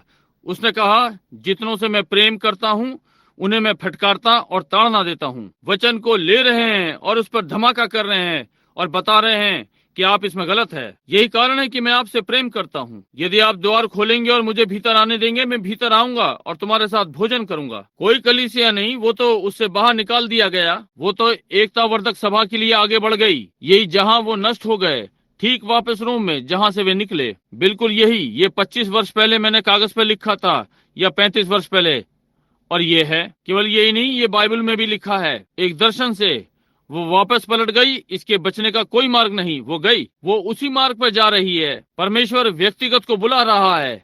मैं द्वार पर खड़ा खटखटाता हूँ। यदि कोई मनुष्य, कोई व्यक्ति, एक व्यक्ति, हजारों में ये 10 लाख में से एक हो सकता है। जैसा मैंने कुछ रातों पहले कहा, जब इजराइल मिस्र से बाहर निकला, वहाँ 20 लाख के लगभग लोग आए और लगभग 20 लाख, बस 2 लोगों ने भीतर प्रवेश किया। क्या आप ये जानते हैं? कालेब और यहोशू। और यीशु जब वो इस पृथ्वी पर था, उन्होंने कहा हमारे पूर्वजों ने जंगल में मन्ना खाया, हम उन रीतियों को पूरा कर रहे हैं और हम ये कर रहे हैं। हम जानते हैं कि हम कहाँ खड़े हैं। उसने कहा मैं जानता हूँ कि तुम्हारे पूर्वजों ने जंगल में मन्ना खाया और वो प्रत्येक अनंतता में अलग हो गए, वे मर गए। जब शुक्राणु नर या मादा से आता है, वहाँ हजारों अंडे आते हैं, वहाँ लाखों शुक्राणु आते हैं। और उन सारे शुक्राणुओं में से उस प्रकार का, यदि ये सांड से है या पुरुष में से या ये जो भी है, वहाँ लाखों शुक्राणु होते हैं, लाखों शुक्राणु कार्य करते हैं। और उनमें से केवल एक शुक्राणु जो जीवन के लिए ठहराया हुआ है, क्योंकि एक अंडा जो वहाँ उससे मिलने को उपजाऊ है, ये ठीक है, केवल एक ही अंडा ये उससे मिलेगा। जैसे कि ये देह यहाँ है, ठीक, और जीवांश परमेश्वर की ओर से आता है, समझे। और ध्यान दें कि एक छोटा जीवांश उन दूसरे बहुत सारे जीवांशों से आता है, उनके आसपास घूमता है और आगे बढ़ता जाता है और जाकर उस उपजाऊ अंडे को ढूंढता है और उसमें प्रवेश करता है और वे बाकी मर जाते हैं। क्या हो यदि यही आज कलीसिया के साथ हो, 10 लाख में से एक। देखिए ये कहाँ होगा। सकेत है वो फाटक और सकरा है वो मार्ग, और बहुत थोड़े होंगे जो उसे पाएंगे, क्योंकि चौड़ा है वो मार्ग जो विनाश को पहुंचाता है और बहुत से होंगे जो उससे प्रवेश करेंगे। भाई ब्रैनम, क्या ये सत्य है? मैं नहीं जानता, परंतु मैं तो केवल पवित्र वचन का उल्लेख कर रहा हूँ। अब आप जीवन के लिए अभिषिक्त हैं। आप देखिए, यदि आप इसे देखने के लिए अभिषिक्त हैं, यदि आप इसे देखने के लिए अभिषिक्त नहीं है तो आप इसे नहीं देख सकेंगे। कहा उनकी आंखें हैं परंतु वो देख नहीं सकते, कान है पर सुन नहीं सकते। कलीसिया को कितना धन्यवादित होना चाहिए। आपको इन चीजों से स्वयं को कितना सावधान हो जाना चाहिए। आपको परमेश्वर के लिए कितना आग में होना चाहिए कि आपकी आंखें देखती हैं जो आप देखते हैं, आपके कान उन बातों को सुनते हैं, वे चीजें आप देखते हैं। अगुवाई, क्यों आप आज रात्रि यहाँ पर इस प्रकार संदेश को सुनने आए हैं? मैं सारे संसार में चिन्हित हूँ कलीसियाओं के द्वारा एक धर्मांध के समान। आप क्यों आए हैं? पवित्र आत्मा ने आपकी यहाँ अगुवाई की है कि सुने, खतना संसार की वस्तुओं को काट दें, यीशु मसीह की अगुवाई को स्वीकार करें, या आप संसार के समान निश्चय ही नष्ट होंगे। आपके पास आचरण का चुनाव है। आप स्वयं का कैसा व्यवहार रखते हैं ये आप पर है। आपके पास पत्नी का चुनाव है। आप जाकर अपनी पत्नी लेते हैं। आप अपनी पत्नी लेना चाहते हैं। आप उस एक को लेते हैं जो आपके अनुसार, जो आप चाहते हैं, आपकी भविष्य के घर की योजना के लिए। क्या आप कल्पना कर सकते हैं कि एक मसीही मनुष्य बाहर जाकर एक आधुनिक आवारा पत्नी होने को ले रहा है? ओ, क्या आप कल्पना कर सकते हैं मनुष्य इस विषय में क्या सोच रहा है? यदि वो अधनंगी को लेता है तो उसका घर किस प्रकार का होने जा रहा है? एक प्रहसन सड़क पर से यहाँ एक सड़क छाप वेश्या। वो आप कहते हैं, एक मिनट रुकिए, वो कैसे कपड़े पहनती है? समझे, देखा, छोटे कपड़े और आदि आदि। वो एक सड़क छाप वेश्या है। ओ, आप कहते हैं भाई ब्रैनम, ओ वे कसे हुए स्कर्ट, ऐसा प्रतीत होता है कि आप उसमें घुसाए गए हैं। सड़क छाप वेश्या। यीशु ने कहा, जो कोई स्त्री को कुदृष्टि से देखे वो अपने हृदय में उसके संग व्यभिचार कर चुका। उसे इसके लिए उत्तर देना होगा। और वो क्या करेगी? उसने स्वयं को प्रस्तुत किया। कौन दोषी है, इस पर सोचें। आप कहते हैं वे और दूसरे कपड़े नहीं बनाते, उनके पास सामान और सिलाई मशीन है। कोई बहाना नहीं। ओ, ये बिल्कुल सही है। मैं आपको दुख नहीं देना चाहता, ये कोई उपहास नहीं है। ये वचन से यहोवा यूं कहता है मित्र, ये बिल्कुल सच है। मैं एक बूढ़ा मनुष्य हूँ, मुझे यहाँ अधिक नहीं रहना है, परंतु मुझे आपको सत्य बताना है। यदि ये मेरा अंतिम संदेश है, ये सत्य है, समझे।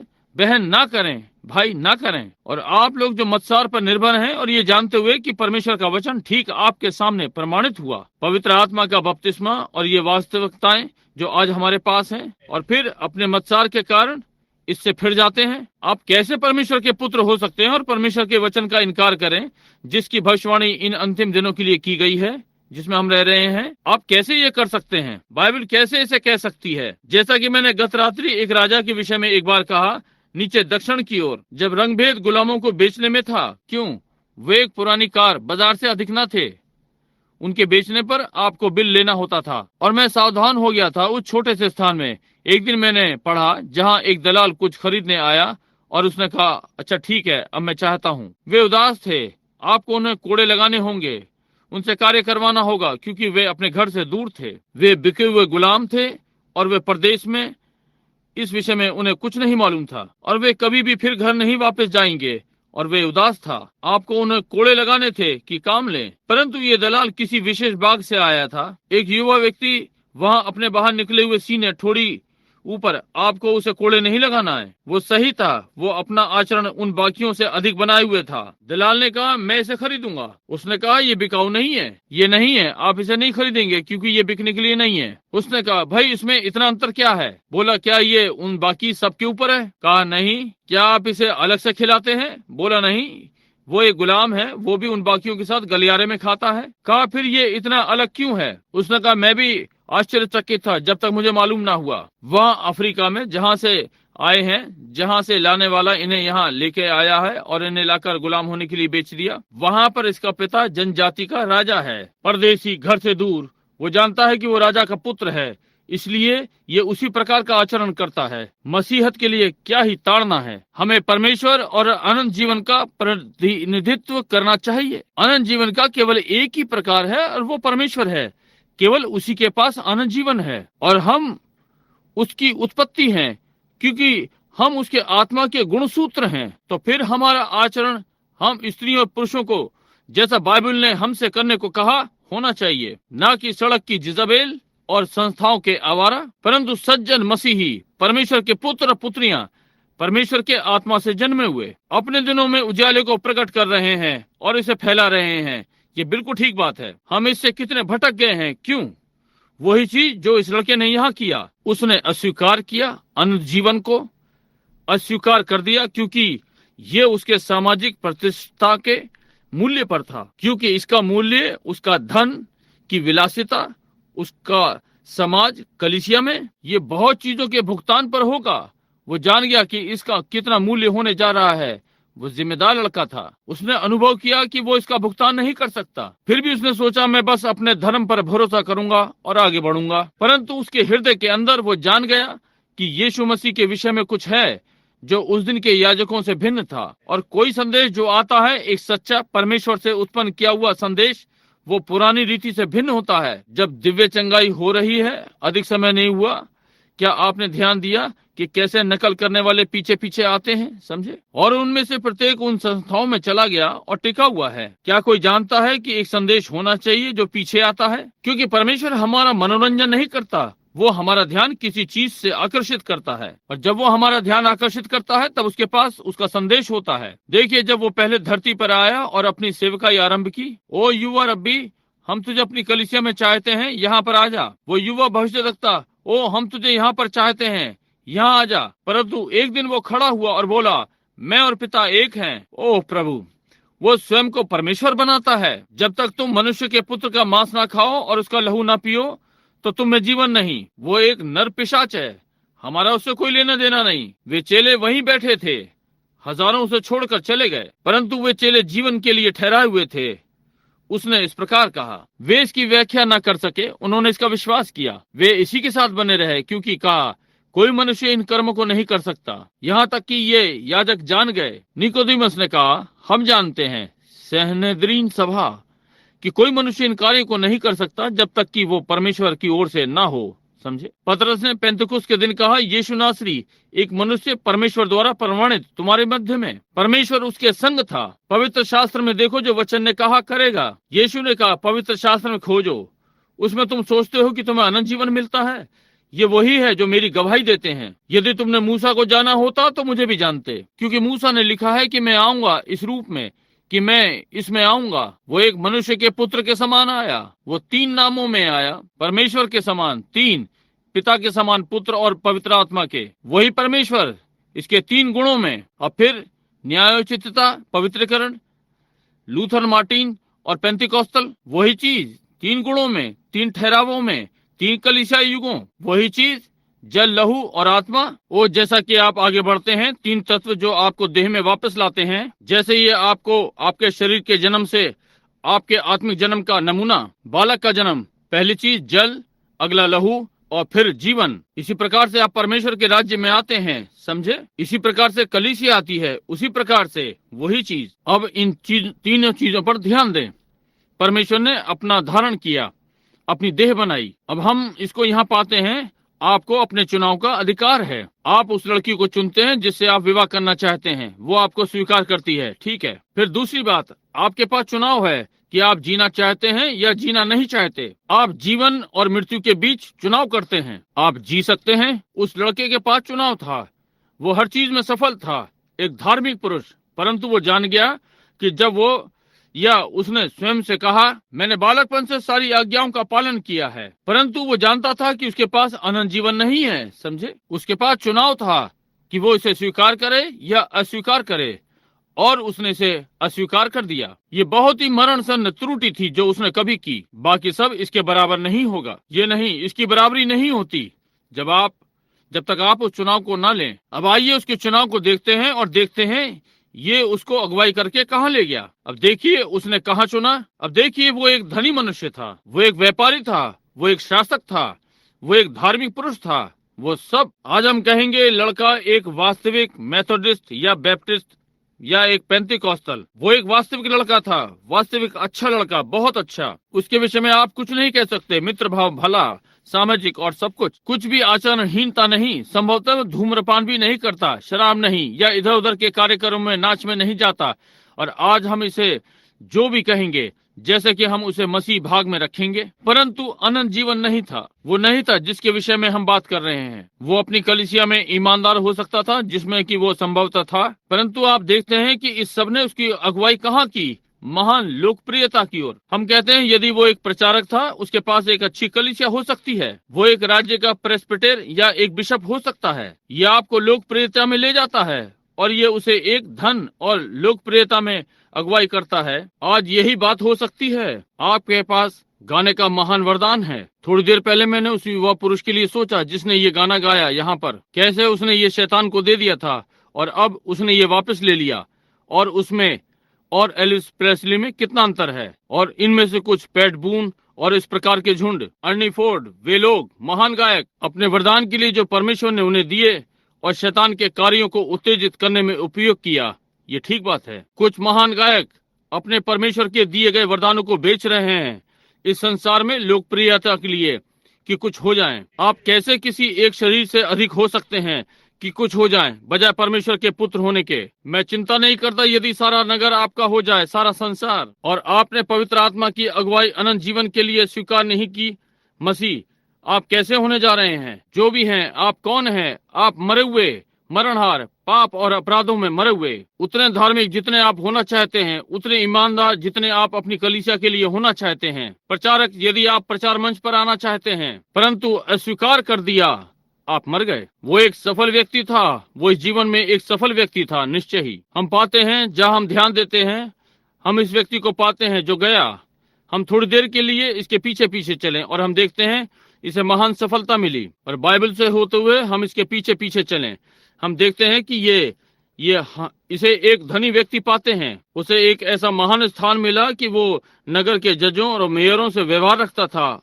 और जो हो, वो अपनी घर की छत पर है और उसकी महान दावत और बहुत से सेवादार स्त्रियां, नवयुवतियां और बहुत कुछ उसके आसपास, और एक भिखारी उसके दरवाजे पे पड़ा है जिसका नाम लाजर है, और वो सारा बचा खाना उसकी तरफ झाड़ देता था। हम कहानी जानते हैं। अगली बात, वो सफल होता गया, जैसे कि आज कलीसियाएं हो रही हैं। एक व्यापारी यहाँ बैठा हुआ है, मुझे बता रहा था कि यहाँ कैलिफोर्निया में कि कलीसिया को कर्मी यूनियन को बताना पड़ता है कि क्या करना है। देखिए, यहाँ कलीसिया और राज्य फिर आ रहे हैं। ये ठीक आप पर है। आप देखिए, आप ठीक वहीं पर हैं और आप पशु की छाप को बिना जाने लेते हैं। यदि आप कभी कोई मेरा टेप खरीदें, इसे लें जब मैं इसे लेता हूँ, जब मैं घर पहुँचूं, सर्प के पद चिन्ह, और आप देखेंगे कि ये कहाँ है। देखिए कि ये कहाँ समाप्त होता है। यदि प्रभु ने चाहा, बोलने के लिए घर जा रहा हूँ। ये लगभग 4 घंटे का है, इसलिए मैं इस प्रकार की सभा में नहीं रख सकता। मुझे वहां जाना होगा जहां कलीसिया मेरे साथ लंबे समय तक कष्ट उठा सके और धैर्य के साथ। ध्यान दें, परंतु जब आप इसे किसी समय टेप पर अपने घर में सुन सकते हैं, इस पर ध्यान दें। अब हम पाते हैं कि वो एक महान सफल था। तब हम बाद में पाते हैं वो तब तक महान सफलता पाता रहा जब तक कि उसने ये नहीं कहा मेरे पास बहुत कुछ है। लड़के, वो एक वास्तविक सच्चा आज का बना हुआ होगा, क्या वो नहीं होगा? यहाँ तक कि मेरी खत्तियां भर गई हैं, वे फटी जा रही हैं, और मेरे पास इतना है कि जब तक कि मैंने नहीं कहा, ओह प्राण तू विश्राम कर। परंतु उसने आरंभ में क्या किया? उसने यीशु मसीह की अगुवाई को अस्वीकार किया। उसकी कलीसिया, उसकी बुद्धिमानी, उसकी शिक्षा और सब ने सफलता की ओर उसकी अगुवाई की। सारे यहूदियों ने उससे प्रेम किया, उसने उन्हें दिया, उसने उनकी सहायता की। वो कर सकता था या कुछ और, परंतु आप देखते हैं उसने यीशु मसीह की अगुवाई को अस्वीकार कर दिया, अनंत जीवन को। और वो बाइबल ने कहा, उसने कहा, तू मूर्ख, आज रात ही तेरा प्राण ले लिया जाएगा। और अब हम उसे पाते हैं अगली जगह, नरक में। अपनी आंखें उठाई और उसने उस भिखारी को देखा कि उसका मार्ग अब्राहम की गोद में मुड़ गया। क्या ही घातक त्रुटि!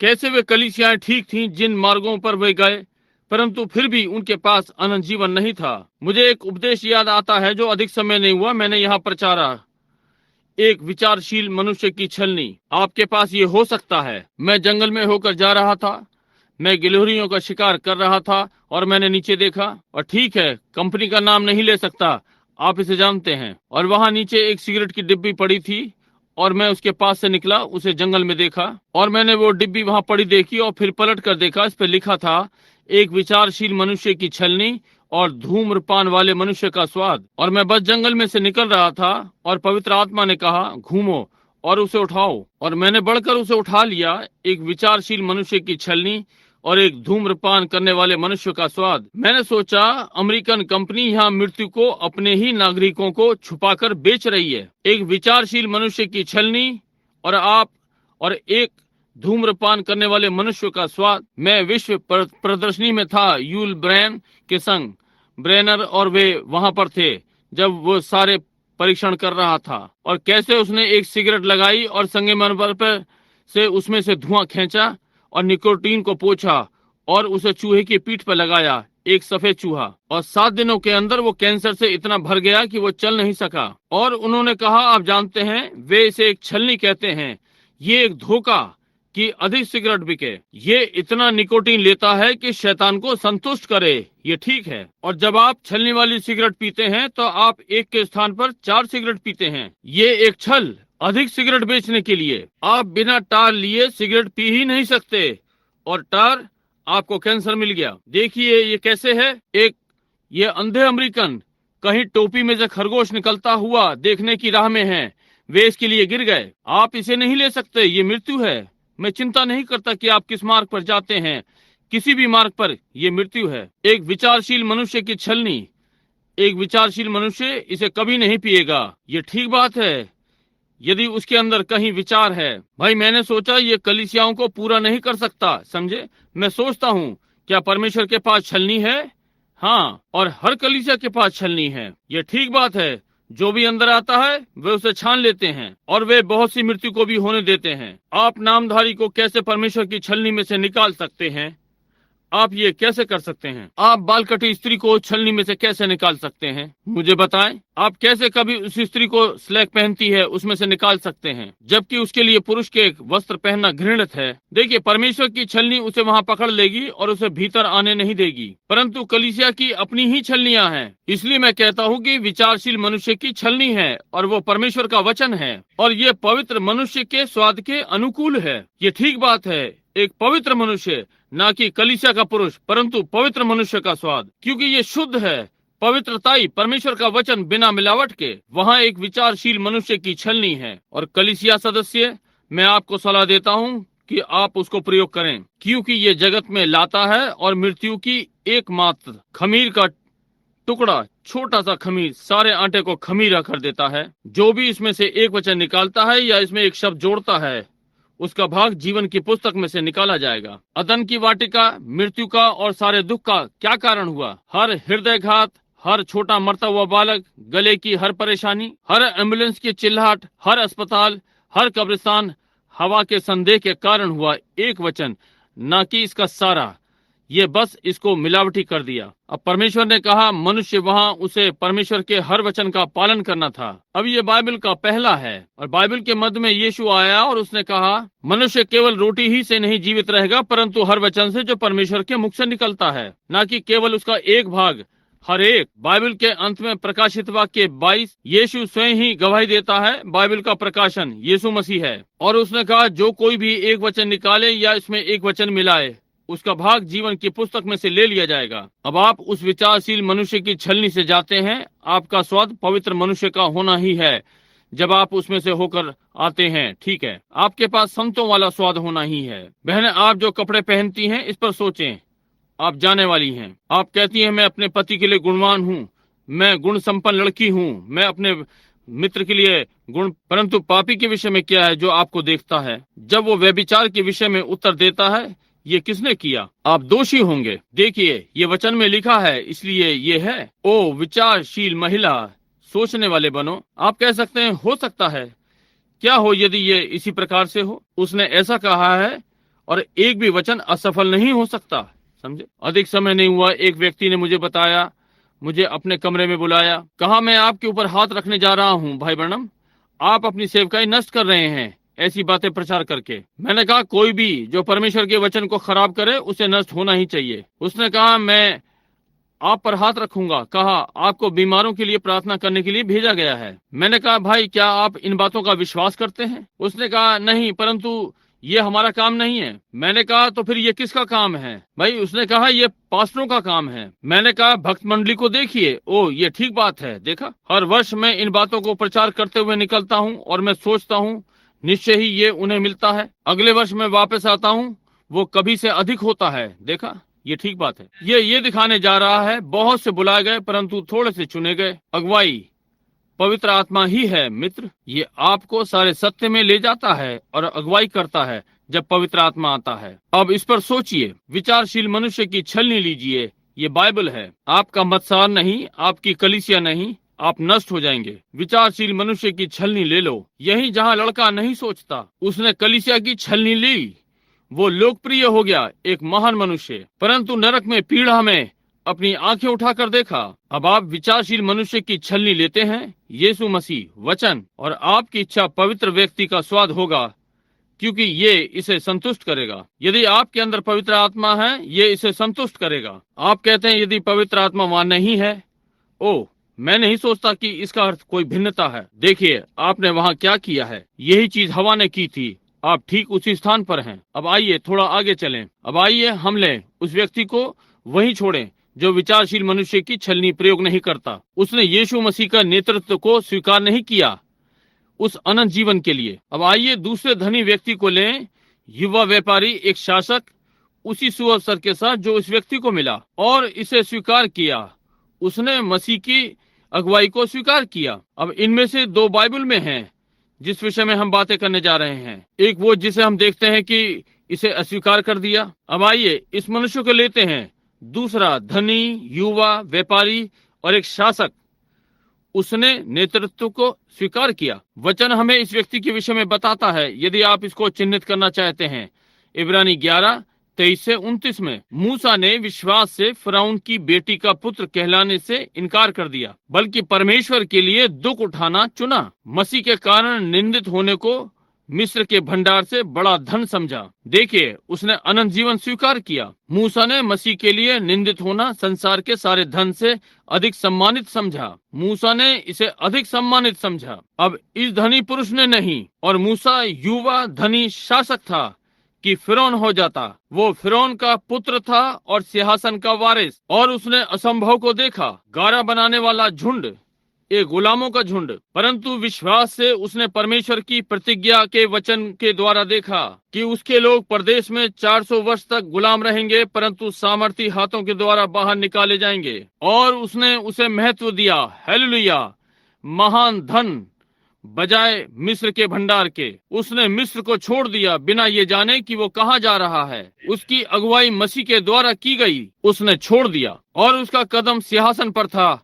और वो मिस्र का अगला फिरौन हो सकता था। परंतु उसने मसीह की निंदा को अधिक सम्मानित समझा। निंदा एक विचित्र कहलाने को, धर्मांध कहलाने को, कि अपना स्थान गारा गूंदने वालों के मध्य में ले, और धर्मांध क्योंकि उसने उस घड़ी को देख लिया था कि वचन पूरा होने की प्रतिज्ञा तब वहां पर थी। और वो कलीसिया जाग, क्या वही चीज आप आज रात्रि देख सकते हैं? वो घड़ी जिसकी प्रतिज्ञा की गई है हम पर है। मसीह की निंदा को अधिक सम्मानित समझा बजाय किसी और चीज के और संगति के। यदि ये पिता और माता कलीसिया या किसी चीज को लेता है, पवित्र आत्मा की अगुवाई के पीछे चले। आइए थोड़ा मसीह के पीछे थोड़ा सा देखें।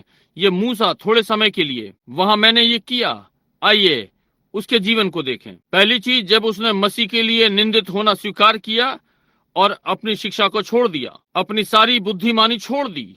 वो मिस्रियों की बुद्धिमानी में पढ़ाया गया और उसकी सारी लोकप्रियता, उसका सिंहासन, उसका राजदंड, उसकी सत्ता, उसका ताज, हर चीज जो उसके पास थी, उसने उसे अस्वीकार कर दिया। ये दूसरा व्यक्ति इसे चाहता था और मसीह को अस्वीकार कर दिया, और इस मनुष्य ने ये अस्वीकार कर दिया और मसीह को स्वीकार कर लिया। और तुरंत क्या हुआ?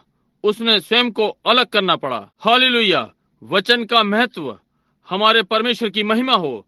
ये बहुत बुरा है कि हम इसे भूल रहे हैं। उसने सिंहासन और लोकप्रियता को अस्वीकार कर दिया। वो एक युवा लड़की को ले सकता था, सैकड़ों पत्नियां, और वो मिस्र की अधीनता में राजदंड ले सकता था। संसार का शासक, संसार उसके कदमों में था और उसकी हर चीज का वारिस। परंतु वचन में देखने के द्वारा उस दिन को देखते हुए जिसमें वो जी रहा था और जान गया कि उसमें कुछ है, कि परमेश्वर का पहले से ठहराया हुआ बीज कार्य करने लगा। मैं चिंता नहीं करता आप कितने लोकप्रिय हो सकते हैं या आप जो कैसे हो सकते हैं। आप प्रेस्बिटेर हो सकते हैं, आप पास्टर हो सकते हैं, आप ये वो कुछ हो सकते हैं, परंतु यदि वो अनंत जीवन का वचन, परमेश्वर का वचन आप में ठहरा हुआ है और आप सामने की चीज को देख सकते हैं, ये कार्य करता है, इस प्रकार बाहर आता है, बाहर आना आरंभ हो जाता है और इसे लेना आरंभ करता है। और उसने फिरौन की बेटी का पुत्र होने से इनकार कर दिया, क्योंकि उसने मसीह के लिए निंदित होना मिस्र के सारे भंडार से बड़ा धन समझा, या संसार के। उसने उसका सम्मान किया। ध्यान दें, उसने क्या किया? वो इसके पीछे चला और जल्द ही वो अपने लोगों में से बाहर निकल गया।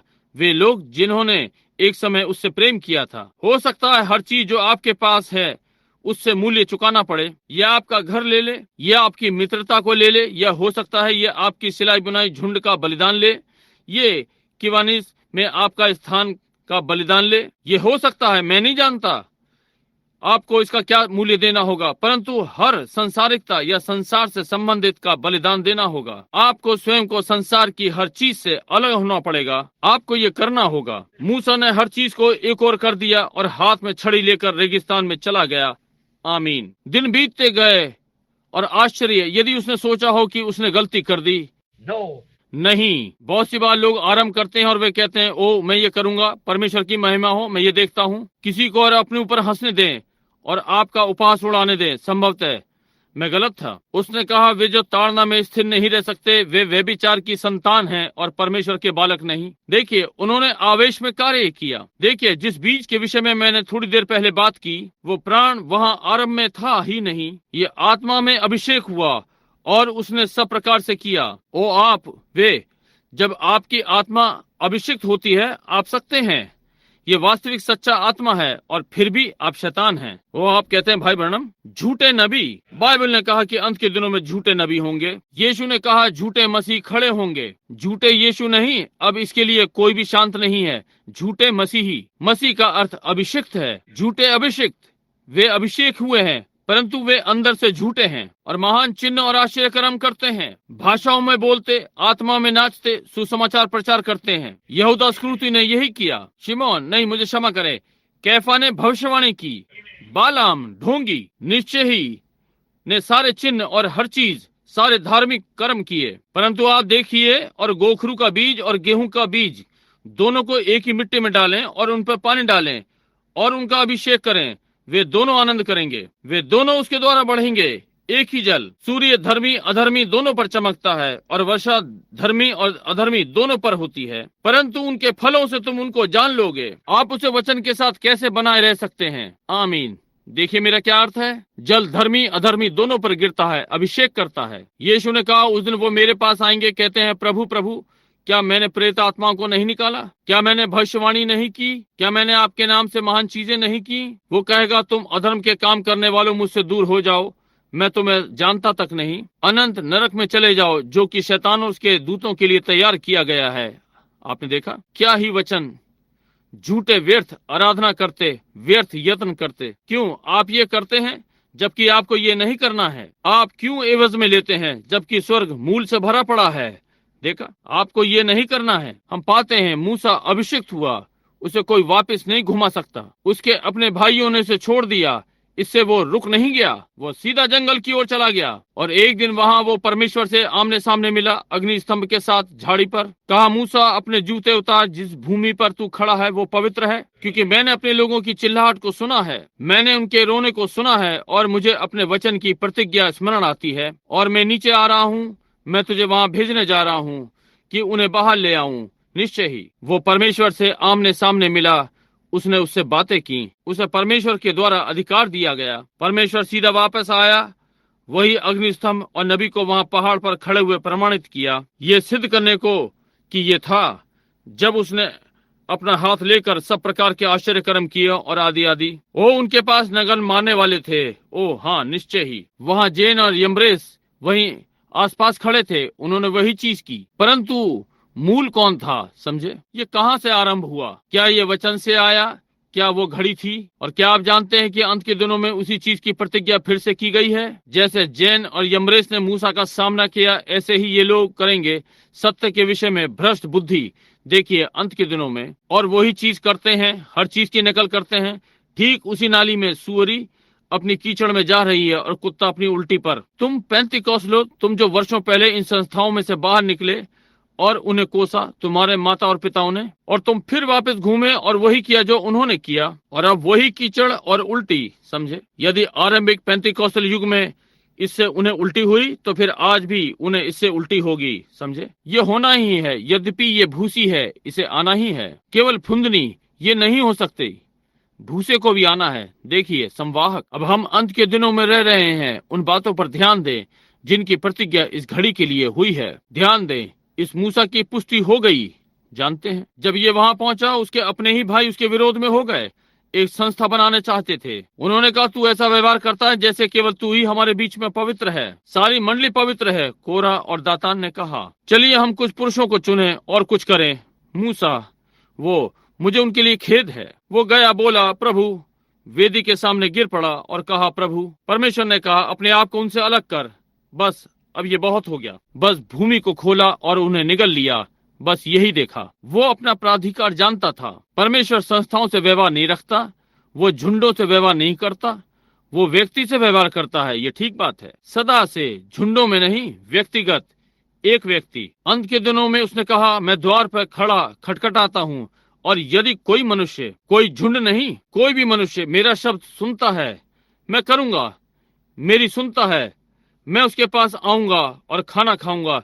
यदि कोई मनुष्य सुन सकता है, कैसे सकता है, कैसे ये माइक्रोफोन मेरी आवाज निकाल सकता है जब तक कि उसे इस प्रकार का ना बनाया जाए। मैं उस परिषद के विरोध में अपनी सारी सामर्थ्य से चिल्ला सकता हूँ और इससे कुछ नहीं होगा, क्योंकि ये ठहराया हुआ है और बनाया और रचा गया है एक माइक्रोफोन। और यदि परमेश्वर का वचन आप में, परमेश्वर के द्वारा, पहले से अभिषेक के द्वारा आप में, मेरी भेड़ मेरा शब्द सुनती है, वे मेरी घड़ी को जानते हैं, अनजान के पीछे वे नहीं जाएंगी। समझे?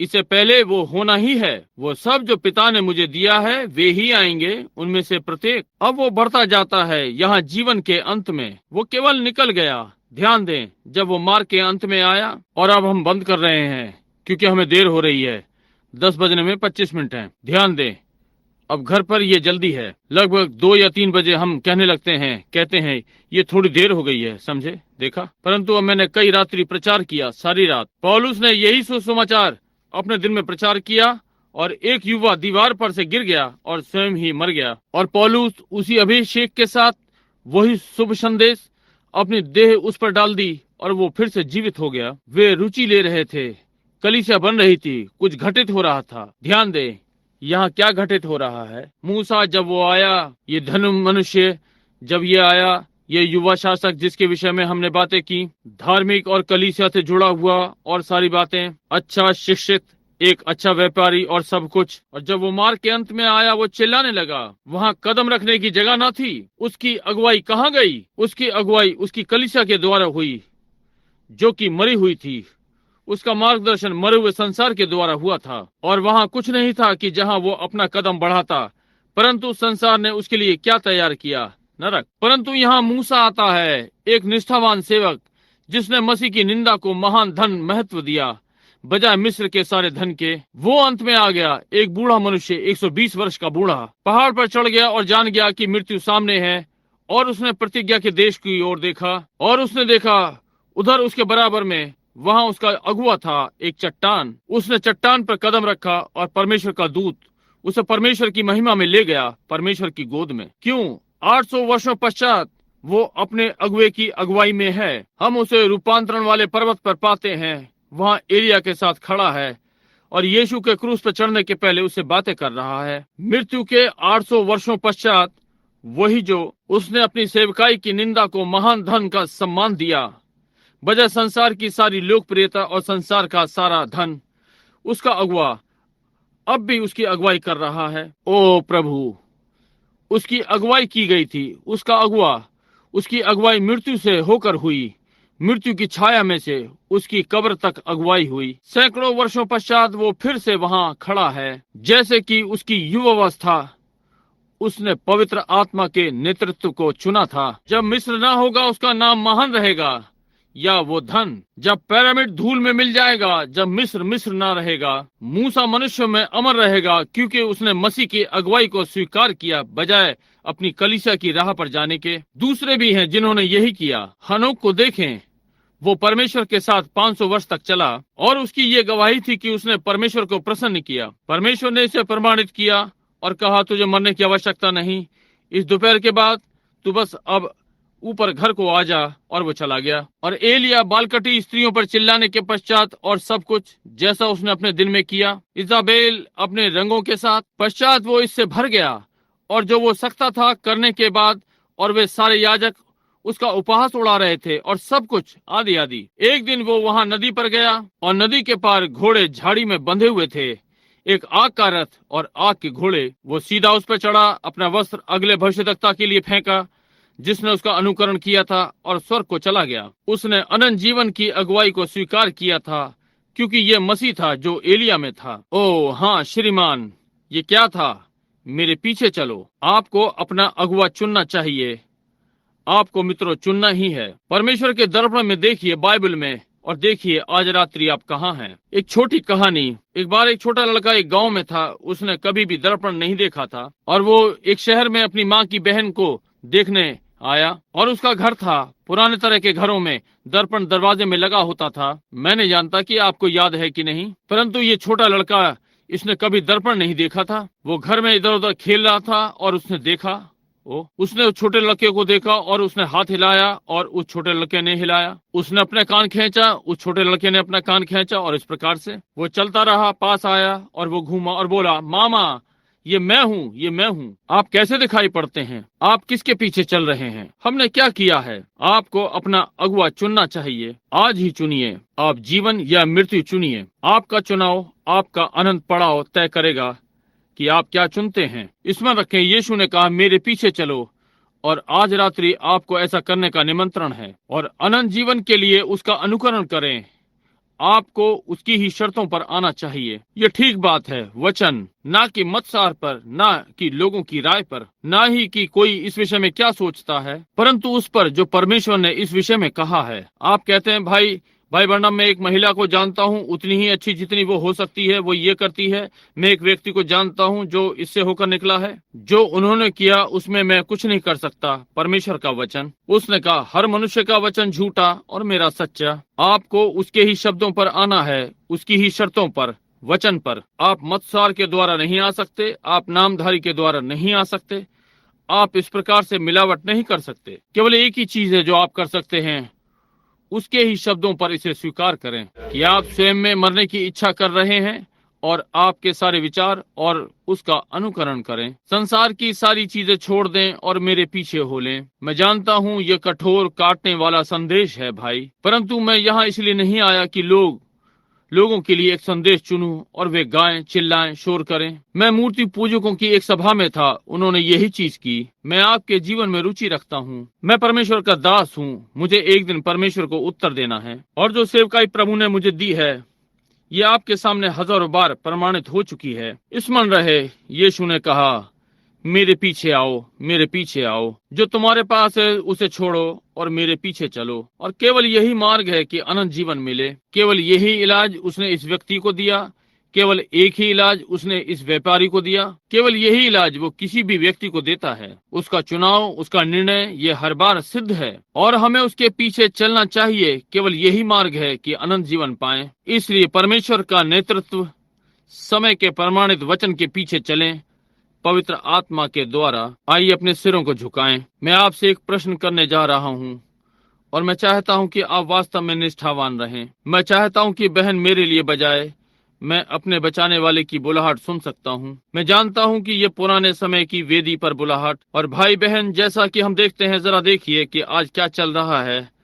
अब अपने झुके हुए सिरों के साथ जरा एक मिनट के लिए सोचिए कि क्या घटित हो रहा है। क्या आपने पिछले सप्ताह का अखबार पढ़ा? इंग्लैंड में उस व्यक्ति ने क्या कहा? यीशु मसीह का क्रूस पर चढ़ाया जाना केवल एक झूठ था।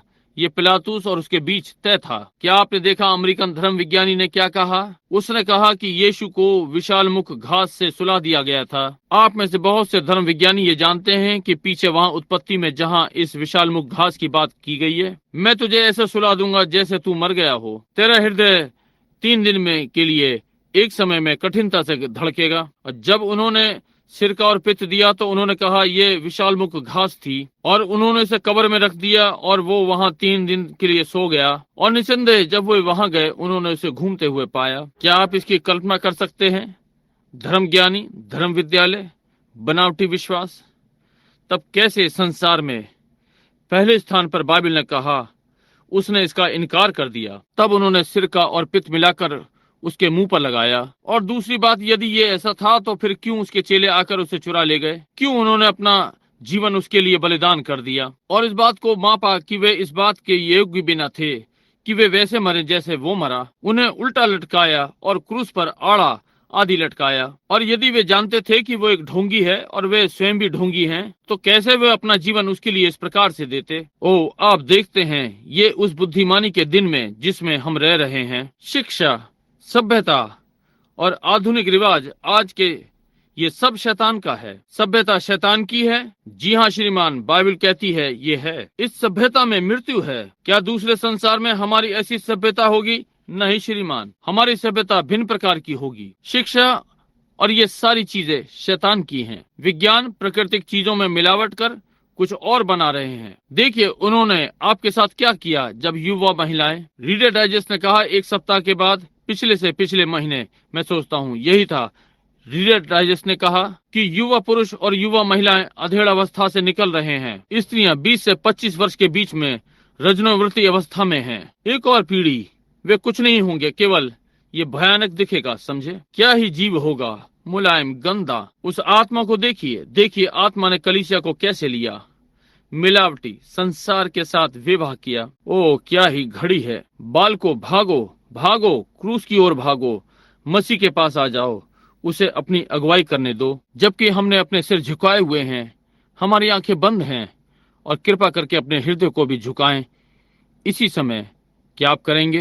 मैं आपसे एक प्रश्न करना चाहता हूँ। क्या आप वास्तव में स्वयं परमेश्वर की ओर देख रहे हैं? और क्या आप अनुभव कर रहे हैं कि आप वहाँ नहीं हैं जहाँ आपको होना चाहिए इस घड़ी में? क्योंकि स्वर्गारोहण किसी भी समय हो सकता है। देखिए ये आएगा। ये केवल तभी होगा यदि वो वक्तव्य जो मैंने थोड़ी देर पहले दिया सत्य है। वहाँ लगभग केवल 500 लोग स्वर्गारोहण में होंगे जो जीवित हैं। वे बदल जाएंगे। क्यों सारे मसीह जगत को एक साथ मिला लें, कैथोलिक और सारे, केवल 500 करोड़ लोग जो मसीहत का दावा करते हैं, और 10 लाख में से एक 500 लोग हुए। इतने लोग हर रोज गायब होते हैं संसार में से, जिनको हम गिनते भी नहीं। देखिए वो आएगा और आप जान भी नहीं पाएंगे। लोग बचने का प्रचार करते रहेंगे और कहते रहेंगे। देखिए ये बीत भी जाएगा। जैसा यीशु ने कहा, उन्होंने कहा, चेलों ने कहा, शास्त्री क्यों कहते हैं कि एलिया को पहले आना है? उसने कहा वो तो आ चुका और तुमने ना जाना। परंतु उन्होंने उसके साथ वही किया जो उन्होंने चाहा कि वो करेंगे। आप जानते हैं कि आप परमेश्वर के साथ ठीक नहीं हैं, और आप चाहते हैं कि आपको याद किया जाए परमेश्वर के सामने, ताकि परमेश्वर आपके हृदय को परमेश्वर के साथ सही कर दे। क्या आप अब नम्र होना चाहेंगे इस शांत घड़ी में? तो अपना हाथ उठाएं। मैं चिंता नहीं करता कि आप कौन हैं। क्या आप ये करेंगे? आप कहते हैं मैं अपना हाथ परमेश्वर की ओर उठाता हूँ। परमेश्वर आपको आशीष दे। परमेश्वर आपको आशीष दे। क्या आप दर्पण में देख रहे हैं? मैं आपसे मसीह के नाम में पूछता हूँ, क्या आप परमेश्वर के दर्पण में देख रहे हैं? मैं आपसे एक बात पूछना चाहता हूँ। आप में से यहाँ कितने पेंतीकॉस्टल हैं? अपने हाथ उठाएं। पेंतीकॉस्टल हैं? सही में आप में से प्रत्येक। अब यहाँ कितने अपने आप को मसीह होने का दावा करते हैं? अपने हाथ उठाएं जहाँ कहीं भी है, मसीह होने का दावा करते हैं। क्या आपको मालूम है बाइबल ने इस विषय में कहा है कि ये घटित होगा? ये पुराने नियम में भी हुआ जब वे भटक रहे थे कि वे क्या करेंगे। वो घेराव जो आ रहा था, कैसे वे बच सकेंगे? आत्मा एक मनुष्य पर उतरा, उसने भविष्यवाणी करके उन्हें बताया कि शत्रु से कहाँ मिलें, कैसे और क्या शत्रु पर कब्जा करें। वो पुराना नियम था, वैसे ही जैसे नया। अब कोई कह सकता है वो मनुष्य, ओ वो ऐसा नहीं था। परंतु क्या यदि ये ऐसा है? आप कहते हैं ओह मैंने ये पहले भी सुना है। क्या होगा यदि ये ऐसा ही है? आप देखिए तो ये यही सिद्ध करता है यहाँ बहुत से हैं जिन्हें हृदय परिवर्तन की आवश्यकता है। यदि ये पवित्र आत्मा बोल रहा है, कुछ चीजें हैं जिन्हें करने की आवश्यकता है, इसलिए ये अब आपके साथ है। मैं हठीला हृदय निकाल दूंगा और मांस का हृदय डालूंगा, इसमें जो मेरे लिए फल लाएगा। क्या आज रात्रि आप अपना चुनाव करेंगे?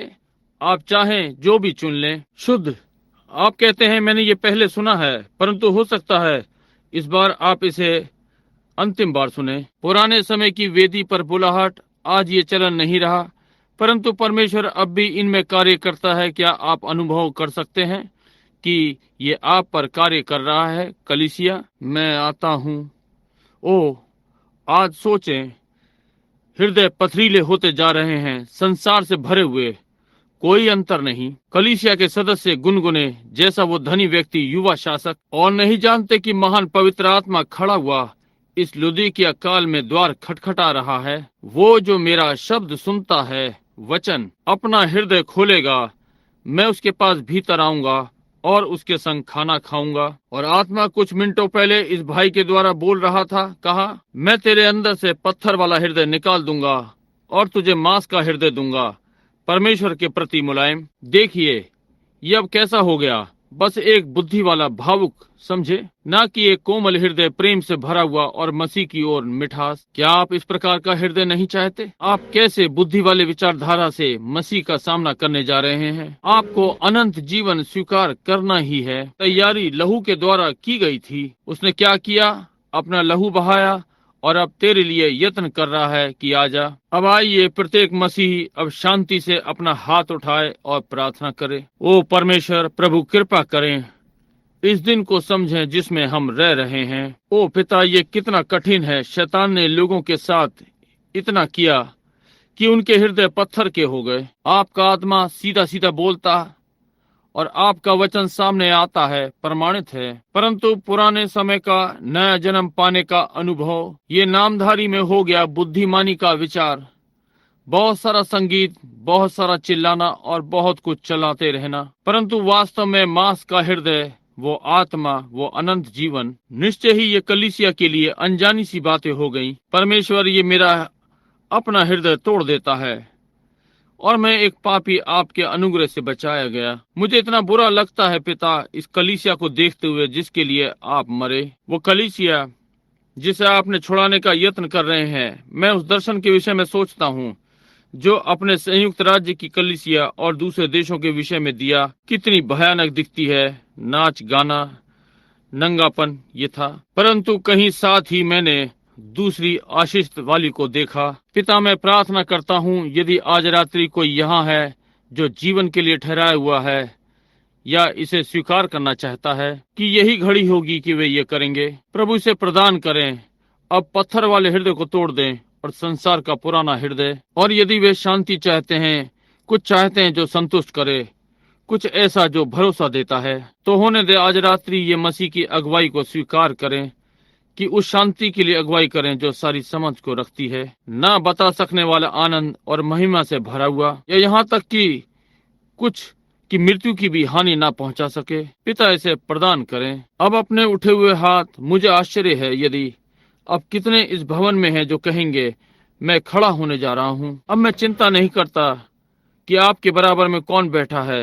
ये परमेश्वर आपसे बातें कर रहा है। क्या आप वास्तव में एक वास्तविक मसीह होना चाहते हैं? समझे, कुछ भी, जब तक कि ये कोई नकल ना हो। इससे बल्कि मैं बाहर चला जाऊंगा और संसार में हो जाऊंगा। मैं विश्वास करता हूँ कि आप भी करेंगे। अब जरा अपने आप को वचन से जांचें, संदेश के द्वारा जांचें कि वास्तविक मसीह को क्या होना चाहिए। मजबूत, प्रेम करने वाला, ना कि वो जो आधुनिक मसीहत वाला। क्यों? ये मुलायम, लचीला, अधमरा हुआ, सड़ा हुआ, मिलावटी। देखिए, ये वास्तविक मसीहत नहीं है। किसी भी तरह रहें और कलीसिया के सदस्य बने रहें। क्या आप मसीह की मीठी संगति नहीं चाहते? पवित्र आत्मा जो कि आपके हृदय की वचन के साथ पुष्टि सीधे मसीह में चलें। यदि आप ये चाहते हैं और चाहते हैं कि परमेश्वर आपके खड़े रहने को देखे आज रात्रि लोगों के झुंड में, यदि आप बस ये करें। आप कहते हैं क्या इसका कोई अर्थ होगा भाई ब्रैनम? ओ हाँ, निश्चय ही ये करता है। यदि तुम मुझसे मनुष्य के सामने ले जाओगे तो मैं अपने पिता के सामने और पवित्र दूतों के सामने लज्जित होऊंगा। परंतु वो जो मुझे मान लेगा और मेरे लिए इस देश में खड़ा होगा, तो उसके लिए मैं उस देश में खड़ा होऊंगा। उसे मैं अपने पिता के सामने मान लूंगा। अब कोई मतलब नहीं कि आप कौन हैं, स्त्री या पुरुष, लड़का या लड़की, आप जो भी हैं, मसीही या मसीही नहीं, सेवक, डीकन, आप जो भी हैं, यदि आप केवल अपने पूरे हृदय से विश्वास करेंगे एक क्षण, और आज रात्रि इतना करें कि बस परमेश्वर जान जाए कि आप निष्ठावान हैं। परमेश्वर, अब देखिए, मैं पेंतिकोस्तल हूँ। आप कहते हैं मैं ये हूँ, या आप जो भी हैं, मैं आत्मा में नाचता हूँ। परंतु भाई ब्रैनम, मैंने सोचा जब तक ये हमारे पास था, आपके पास नहीं है। यदि आप मेरा परमेश्वर का भविष्यद्वक्ता होने का विश्वास करते हैं, आप मेरे शब्द सुनिए, समझे। आज के दिन में ये धोखा है। क्या बाइबल ने नहीं कहा ये इतना मिलता जुलता होगा कि ये यदि संभव हो तो चुने हुए को धोखा दे दे? चुने हुए अंदर प्राणों में। परंतु यदि आप आत्मा में नाचे और फिर भी संसार की चीजों के साथ हैं, तो फिर कुछ गड़बड़ है। यदि आप अन्य अन्य भाषा बोलते हैं, पौलुस ने कहा मैं मनुष्य और स्वर्गदूतों की बोली बोल सकता हूँ और तब भी बचा हुआ नहीं हूँ। दोनों प्रकार के देखा। मैं सारे भावनात्मक कर सकता हूँ, मेरे पास विश्वास हो सकता है कि मैं सुसमाचार प्रचार कर सकता हूँ, कंगालों को खिलाने के लिए अपना सब कुछ दे सकता हूँ, मैं मिशन के कार्य क्षेत्र में वचन को ले जा सकता हूँ, और फिर भी मैं कुछ नहीं। देखिए, ये अंदर, बिल्कुल अंदर है भाई। जब आप मरते हैं, आपकी आत्मा टूट जाती है, ये अपनी उड़ान भरती है, परंतु आपका प्राण जीवित रहता है। समझे? अब आप स्वयं को देखें, वास्तव में क्या आप बाइबल के वास्तविक मसीही हैं, परमेश्वर के प्रेम से भरे हुए? स्मरण है, बाइबल ने कहा कि अंत के दिनों में जब ये समय घटित होगा, उसने कहा एक चिन्ह करने वाला दूत कलीसियाओं में से होकर निकला, नगरों में से होकर निकला, और केवल उन लोगों को चिन्हित किया जो कि घृणित वस्तु के लिए आहें भरते और रोते हैं, जो नगर में किया जाता है। क्या ये ठीक है? हिजकेल 9, हम ये जानते हैं कि यह सत्य है। चिन्ह करने वाला दूत आगे बढ़ा और उनके माथे पर चिन्ह लगाया, उन्हें मोहर बंद किया, वे जो आहें भरते और रोते। इसके पश्चात वध करने वाले दूत आते हैं पृथ्वी के चारों कोनों से, जो कि सीधे आ रहे हैं। हम ये आते देख रहे हैं। युद्ध आगे बढ़ रहे हैं, जो कि सारी पृथ्वी को मार डालेगा। यहाँ ऐसा कुछ नहीं जिसे वे छू ना सके, सिवाय उनके जिन्हें चिन्हित किया गया। अब ले लें, क्या आपका हृदय पापियों के विषय में इतना सोचता है? और जिस प्रकार कलीसिया और लोग कर रहे हैं, जब तक कि इस विषय में आप रात दिन आहें ना भरें और चिल्ला सकें? यदि ऐसा नहीं है, मुझे आश्चर्य है। ये वचन है। क्या आप खड़े होकर कहेंगे, प्रिय परमेश्वर, मैं इसलिए खड़ा नहीं हूँ क्योंकि भाई ब्रनम ने ऐसा कहा है, परंतु मैंने उसके वचन को कहते सुना है और मैं ये करने जा रहा हूँ। प्रभु, मैं आपके लिए खड़ा हूँ, मैं आवश्यकता में हूँ। प्रभु, क्या आज रात्रि आप मेरी आवश्यकता को पूरा करेंगे यहाँ इस स्थान में जहाँ मैं खड़ा हूँ? परमेश्वर आपको आशीष दे। परमेश्वर आपको आशीष दे। मैं आवश्यकता में हूँ। मैं चाहता हूँ कि आप मुझ पर अनुग्रह करें। परमेश्वर आपको आशीष दे। मैं इस प्रकार का मसीही होना चाहता हूँ कि, अब याद रखें, जो व्यक्ति आपके बराबर में खड़ा है वैसा ही व्यक्ति है जैसे आप। मैं चाहता हूँ कि आप बढ़कर उसके हाथ को पकड़ लें, कहें, भाई बहन, अब मेरे लिए प्रार्थना करें। मैं चाहता हूं कि आप मेरे लिए प्रार्थना करें। इसे अपनी सारी मसीही निष्ठा से कहें, मेरे लिए प्रार्थना करें। मैं परमेश्वर के साथ ठीक होना चाहता हूं। आप मेरे लिए प्रार्थना करें। मैं प्रार्थना करने जा रहा हूं कि परमेश्वर आपको अवसर दे। मैं जानता हूं कि हम यहाँ अधिक देर तक नहीं रुक सकते। आप जानते हैं, हम अंत के समय में हैं। वे सब जो विश्वास करते हैं, आमीन कहें। वहाँ कुछ नहीं छूटा, सब कुछ चला गया। कलीसियाएं एकतावर्धक यानी एक्यूमेनिक सभा के लिए बढ़ गई हैं। संसार, इधर देखिए, क्या आप जानते हैं कि प्रभु ने लॉस एंजलिस के लिए क्या कहा और इन जगहों के लिए? ये चले गए। आपको याद है, मैंने आपको लगभग 2 वर्ष पहले क्या बताया था कि कनाडा में भूकंप कैसे आएगा, यहाँ अलास्का में। मैंने आपको ये भी बताया हॉलीवुड और लॉस एंजलिस समुद्र में कैसे सरक रहे हैं। कैलिफोर्निया, तू नष्ट हो गया। केवल कैलिफोर्निया ही नहीं, परंतु तू दुनिया, तू नष्ट है। कलीसिया, जब तक तू परमेश्वर के साथ ठीक नहीं होगी, तू नष्ट है। पवित्र आत्मा यूं कहता है, क्या आपने कभी सुना कि मैंने उसके नाम का प्रयोग किया और वो घटित नहीं हुआ? मैं आपसे पूछता हूँ, आप मुझे 20 वर्षों से जानते हैं, क्या मैंने आपको कोई बात प्रभु के नाम में कभी बताई परंतु वो ना हुई हो? यदि हर एक चीज जो मैंने आपको बताई कि होगी हुई, तो आमीन कहें। मैं आपको बताता हूँ कि अब घड़ी है, अच्छा है कि अब हम ठीक हो जाएं। हम सब अब हम में से हर एक दूसरे के लिए प्रार्थना करे। प्रिय परमेश्वर, जैसा कि आज रात्रि हम यहाँ खड़े हैं, एक मरते हुए लोग, हमारे मुंह भूमि की ओर झुके हुए हैं, धूल की ओर। हम बस, आपने हमें ये काटने वाला संदेश दिया है प्रभु। हम 2 लोगों का उदाहरण देखते हैं। उनमें से एक धार्मिक मनुष्य कलीसिया में गया, परंतु अनंत जीवन की अगुवाई को अस्वीकार कर दिया, और दूसरे ने संसारिक लोकप्रियता को अस्वीकार कर दिया और अनंत जीवन के लिए मुड़ गया। और आज रात्रि हम दोनों की स्थिति को देखते हैं। बाइबल के अनुसार धनी पुरुष संकट में है और मूसा महिमा में है। पिता, हम मूसा के समान होना चाहते हैं। हम पवित्र पुत्र के द्वारा अगुवाई में रहना चाहते हैं, यीशु मसीह अनंत जीवन को। प्रभु, आज रात्रि ये हमारे हृदय में डाल दें। पुराने पत्थर के हृदय को तोड़ दें, हम में नया हृदय डाल दें, मांस का हृदय, वो हृदय जिससे आप बात कर सकें और उसके साथ व्यवहार कर सकें, और हम घमंडी या भिन्न ना होंगे। प्रभु, पवित्र आत्मा हमें कभी ना छोड़े। होने पाए ये आए और इन लोगों का अभिषेक करे, इनसे बात करे और इनकी पत्थर सी इच्छाएं तोड़ डाले और इन्हें परमेश्वर की इच्छा में डाल दे। पिता, हर एक को बचा ले, अपना प्रेम हमें दें। प्रभु, हमें ऐसे स्थान में ले चलें जिससे कि हम सारे भावनात्मक भाग से अलग हो जाएं, अनुभव की वास्तविक ठोस भाग पर, हृदय के छूने वाले भाग पर, आत्मा की गहराई में परमेश्वर की महिमा, पवित्र आत्मा का राज्य हमारे हृदय में। ओ महान मार्गदर्शक, महान पवित्र आत्मा, इसके पहले अपनी उड़ान आप अपनी कलीसिया के साथ आकाश में भरें। ओ परमेश्वर, मुझे जाने दें प्रभु।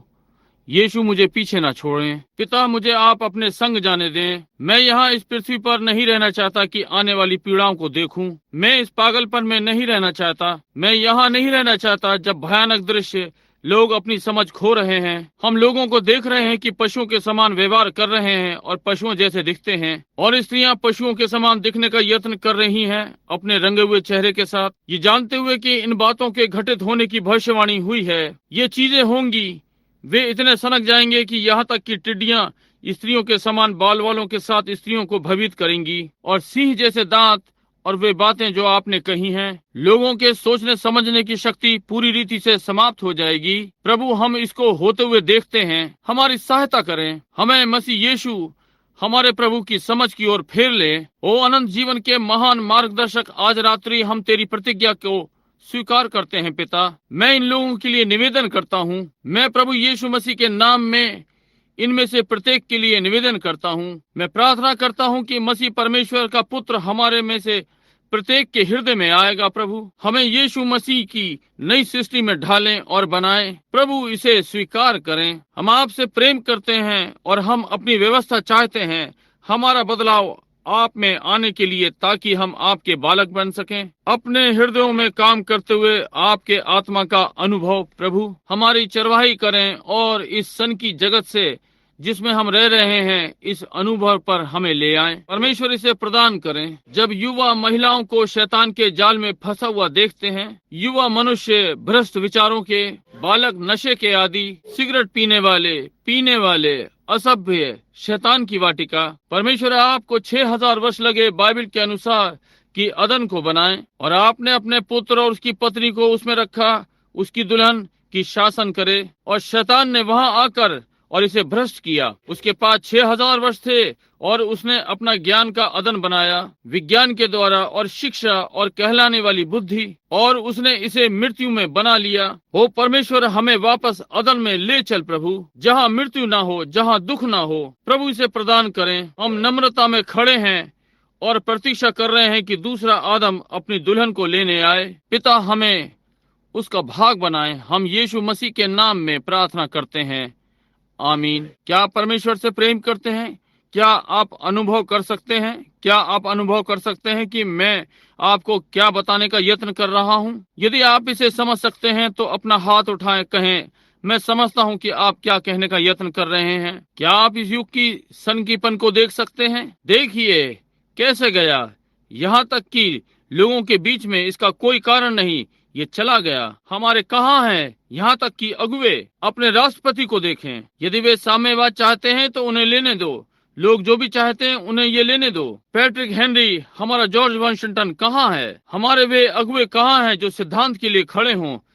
अब हमारे पास और नहीं है। हमारी कलीसियाएं, हमारे सेवक कहाँ हैं? क्या लोग उन्हें परखने के लिए लेंगे, या भीतर आए कलीसिया के सदस्य बने और ये किया, या थोड़ी सी अनुभूति या कुछ? परमेश्वर के वे लोग कहाँ हैं? वे भविष्यद्वक्ता जिन्होंने पक्ष लिया और संसार की सारी चीजों का विरोध किया। सत्य निष्ठा के वे लोग कहाँ हैं? वे कहाँ पर हैं? वे इतने उदार और बुद्धि के विचारों के द्वारा, और यहाँ तक कि अब वे नहीं रहे। ओ परमेश्वर, हम पर दया कर। वे भयंकर दृश्य जो इस पृथ्वी पर आ रहे हैं, आप देख सकते हैं कि कैसे लोग उसमें जा रहे हैं। ये पागलपन। परंतु जब ये चीजें प्रभाव डालेंगी, कलीसिया चली जाएगी। परमेश्वर, हम वहाँ होने पाएं। मेरी ये प्रार्थना उस महान अलौकिक जीवन से है जो आज रात्रि इस भवन में है, वो महान मसीह जिसके पास अब भी अनंत जीवन है। मसीह, मैं तुझसे प्रार्थना करता हूँ, जैसे कि मैं यहाँ अपनी खुली आंखों के साथ हूँ, उस कलीसिया को देख रहा हूँ जिसे आपने अपने लहू से बचाया। परमेश्वर, हम में से एक भी नष्ट न होने पाए। मैं आपके साथ सही होना चाहता हूँ, इसलिए हमें शुद्ध करें। हमारे सारे अपराधों से, हमारे पापों आदि को हटा दें। हमने देखा है आप हमारे रोगों को चंगा करते हैं, यहाँ तक कि हमारे मरे हुओं को जिला देते हैं। प्रार्थना के द्वारा फिर जीवित हुए, और हमने ये सारी चीजें होती देखी हैं। पिता, अब हमें वापस आत्मिक जीवन में ले आए। हमें मसीह यीशु के द्वारा अनंत जीवन के अनुभव में ले आए। पिता, इसे प्रदान करें। मैं सब कुछ आपको समर्पित करता हूँ यीशु मसीह के नाम में। अब हम अपने हाथ उठाएं